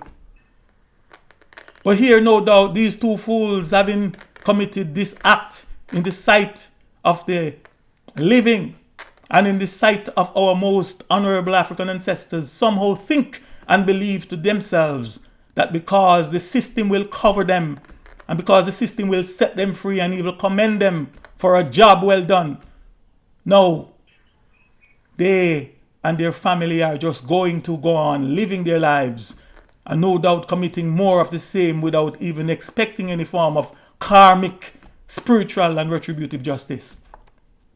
But it is my petition to our source, our ancestors, and especially to our ancestors that are waiting for this request, and to act thereon, that these two, along with their families and loved ones, be haunted by their guilt and evil action, that their iniquity be visited upon their descendants down to their fourth generation, and all those that survive, and that they never find true peace of mind, never find true peace of mind, let alone true happiness, for the rest of their however long days, until they do the right thing.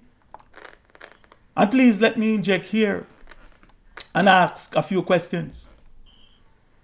You know that the late Robert Nesta Marley, in one of his songs titled The Redemption Song, asks the question, how long shall they kill our prophets while we stand aside and look? Unquote. I, the Mystic Philosopher, is today hereby asking these questions. 1. How long shall they continue to slaughter our people? How long shall they continue to slaughter our young men and young women, our children, our elders, while we just stand aside and look? 2. Where are the so-called greats among us?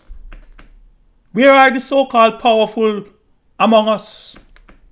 Where are the so-called stars, the so-called celebrities, the so-called wealthy, the so-called rich, the so-called famous, the so-called religious and political connected people among us? Where are they? Where are they? Where are you? Why are you not speaking out? Why can't you speak out? Do you feel more satisfied and accomplished donating or covering the funeral expense of the innocent victims of the system's agents of force and forces than to speak out against injustice? Where are the so-called famous, holy, and well-connected millionaires and billionaire pastors, these televangelists and so-called preachers, you name them, that are among us? That are among us African people? Where are you? Where are you, cowards and sellouts? Do you feel much better and more accomplished preaching long sermons at the funerals of our people that are the innocent victims of the system's agents of force and forces? Do you all feel much better preaching and promising freedom, justice, and eternal life in some elusive place called heaven somewhere out there? Do you feel much better confusing, deceiving, and capturing more of our trusting and believing people's souls and minds for our oppressors, God and gods, than to speak out against the injustices that our enemies have brought upon us? Than to speak out against the continued and unrelenting slaughtering of our people? Where are the famous and well-connected journalists and writers among us? Where are the politicians among us? Where are you? Why are you silent while these gross injustices are happening to our people right before your very eyes? Why are you just standing aside and look and will not even open your mouths and speak publicly, uncompromisingly, and unapologetically against these evils? And just like the brother mentioned earlier, why did they do that? You may ask or want to know. It's because to them, he is or he was black. To them, he is or he was a black man. And since they think, believe, feel, and claim that he was black, then even his dead body is a threat. Or even his dead body poses a threat to them. If you doubt me, please go search for and watch the video for yourselves. And not only will that cop or police equal force officer that is imbued, charged, possessed, and empowered with the black Caucasians' power and authority, that has just shot, killed, if not just murdered in cold blood, one of our now endangered young African males, not only will his action becomes commonplace to him, but it is possible that he or any other police officer that are also guilty of similar actions, for that matter.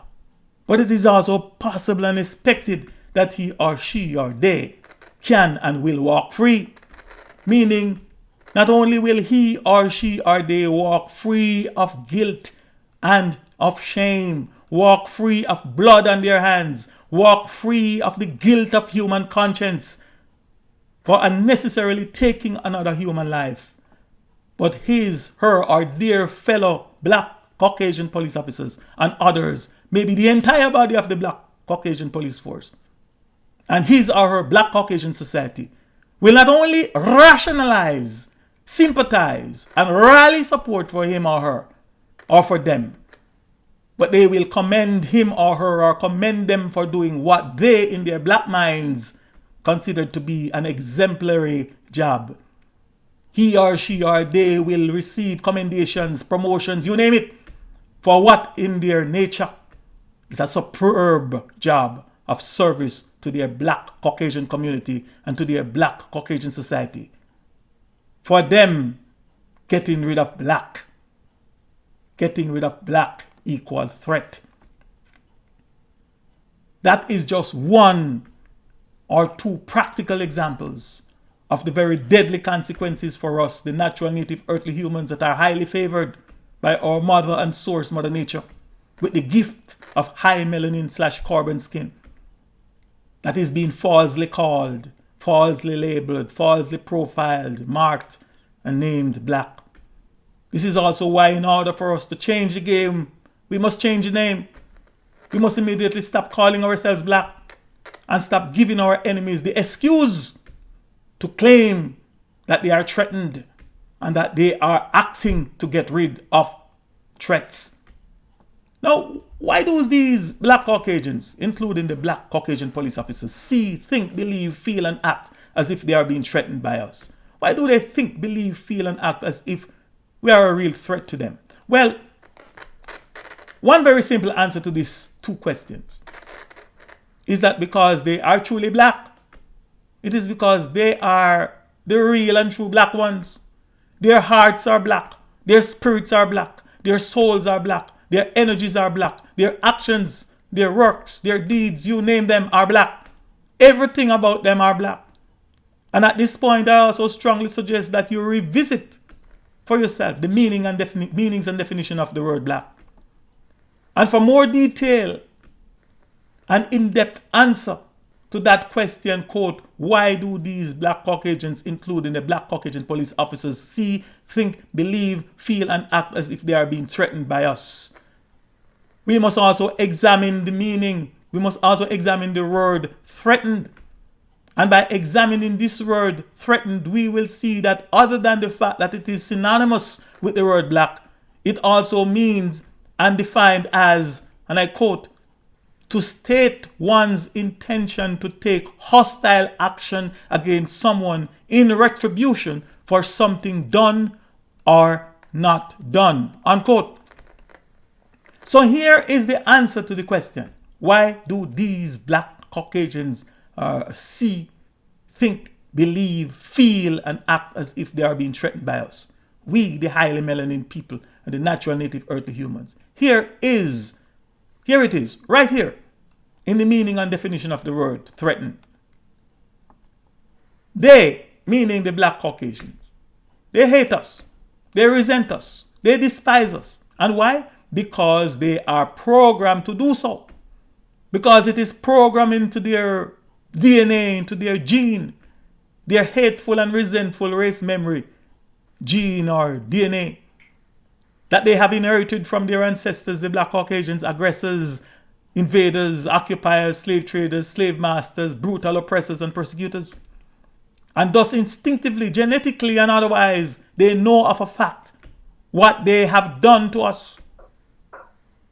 Instinctively, they know the wickedness, the injustices and evils that they have unleashed on us. And as a result, whenever they see any of us, they are genetically programmed, or their genetically programmed reaction is to see, think, believe, claim, feel, and act as if they are being threatened by us. Or in other words, their own knowledge of themselves tell them that we are about to take revenge, or that it is in our intention to take hostile action against them in retribution for what they and their ancestors have done to us and what they are still doing to us today. It is their guilty conscience that has propelled them and that is propelling them to take what they called preemptive strikes, preemptive against us by slaughtering us, sometimes in cold blood. These people, the black Caucasians, are programmed in their psyche to see us as black and therefore a threat. They just can't help themselves. It's just their kind of human characteristics. We are the ones who have to change the name in order to change the game. We have to correct them and reprogram them with the truth that we are not black. And that when they see us, they are not seeing black. We have to use logic, reason, knowledge of their own perverted language, common sense, and whatever it takes to impress upon them that we are not the true black ones. We have to stop letting them call us black and stop answering to their lies and put downs, etc. And we have to immediately stop calling them white, which not only defy logic and intelligence, but it also makes us look stupid. It makes us sound stupid and also makes us act stupid. And by continuing to call them white, we are in essence saying to them that they are superior and we are inferior. When our basic common sense and our physical sense of sight, if activated, is telling us that there is nothing about these people that is at all white. Absolutely nothing. To prove to you that I am not making things up here, here is a quote from Brown American, The Story of the New Race by Edwin R. Embry, 1931, The Viking Press. And I quote, "It was the interest and business of the slaveholders to study human nature, and the slave nature in particular, with a view to practical results. I and many of them attained astonishing proficiency in this direction. They had to deal with they had to deal not with earth, wood, and stone, but with men, and by every regard, they had their own safety. They had for their own safety and prosperity, they needed to know the material on which they were to work consciously, rather conscious of the injustice and wrong they were every hour perpetuating, and knowing that they themselves, knowing what they themselves would do, were they the victims of such wrongs. They were constantly looking for the first signs of the dreaded retribution. They watched, therefore, with skilled and practiced eyes, and learned to read with great accuracy the state of mind and heart of the slave through his sable face, unusual sobriety, apparent abstraction, sullenness, and indifference indeed. Any mode out of the common was afforded ground for suspicion and inquiry." Frederick Douglass. Let's make a slave, or the original and development of the social being called the Negro. So now you know, or at the very least, now you have an idea as to why the black Caucasians feel and act threatened by us. It is their karma, their self-judgment, and their evil and distorted conscience. I would now like to wrap this up by quoting one of my favorite poems, titled "First They Came" by Martin Niemöller. And I quote, "First they came for the socialists, and I did not speak out because I was not a socialist. Then they came for the trade unionists, and I did not speak out because I was not a trade unionist. Then they came for the Jews, and I did not speak out because I was not a Jew. Then they came for me, and there was no one left to speak for me," unquote. Now here is I, the Mystic Philosopher's version of that poem, and as it relates to our melanin people daily reality. our daily reality. First they came for and they shot and killed some brothers that they called, named, labeled and profiled black gunmen and black troublemakers. And I did not speak out because I am a law-abiding Christian and definitely not a troublemaker, let alone an alleged gunman.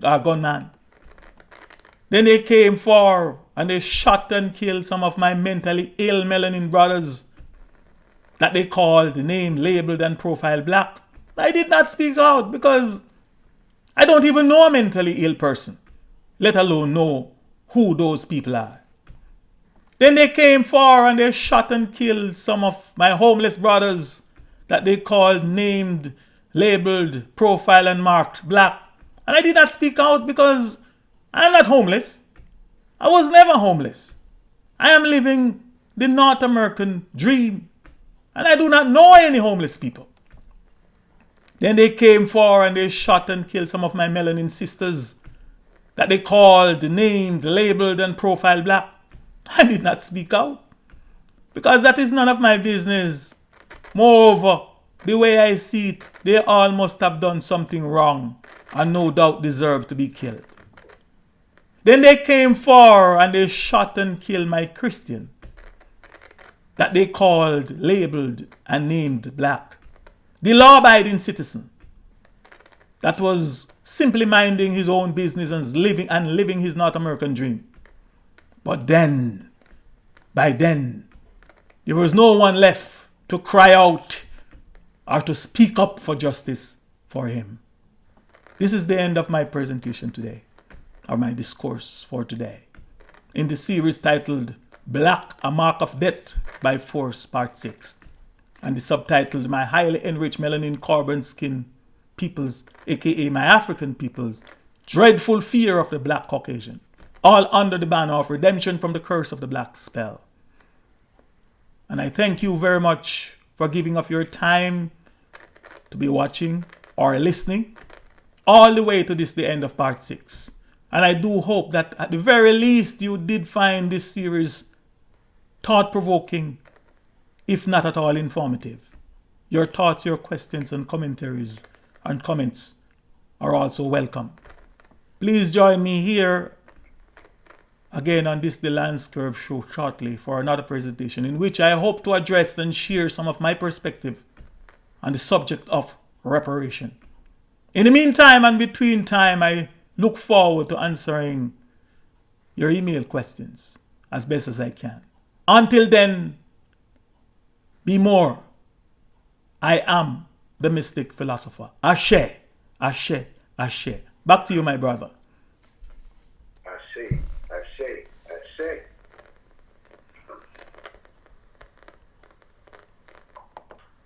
Yes, my brother. Had a little problem over here with the microphone. Give me a second. A little technical difficulty over here. Hold on.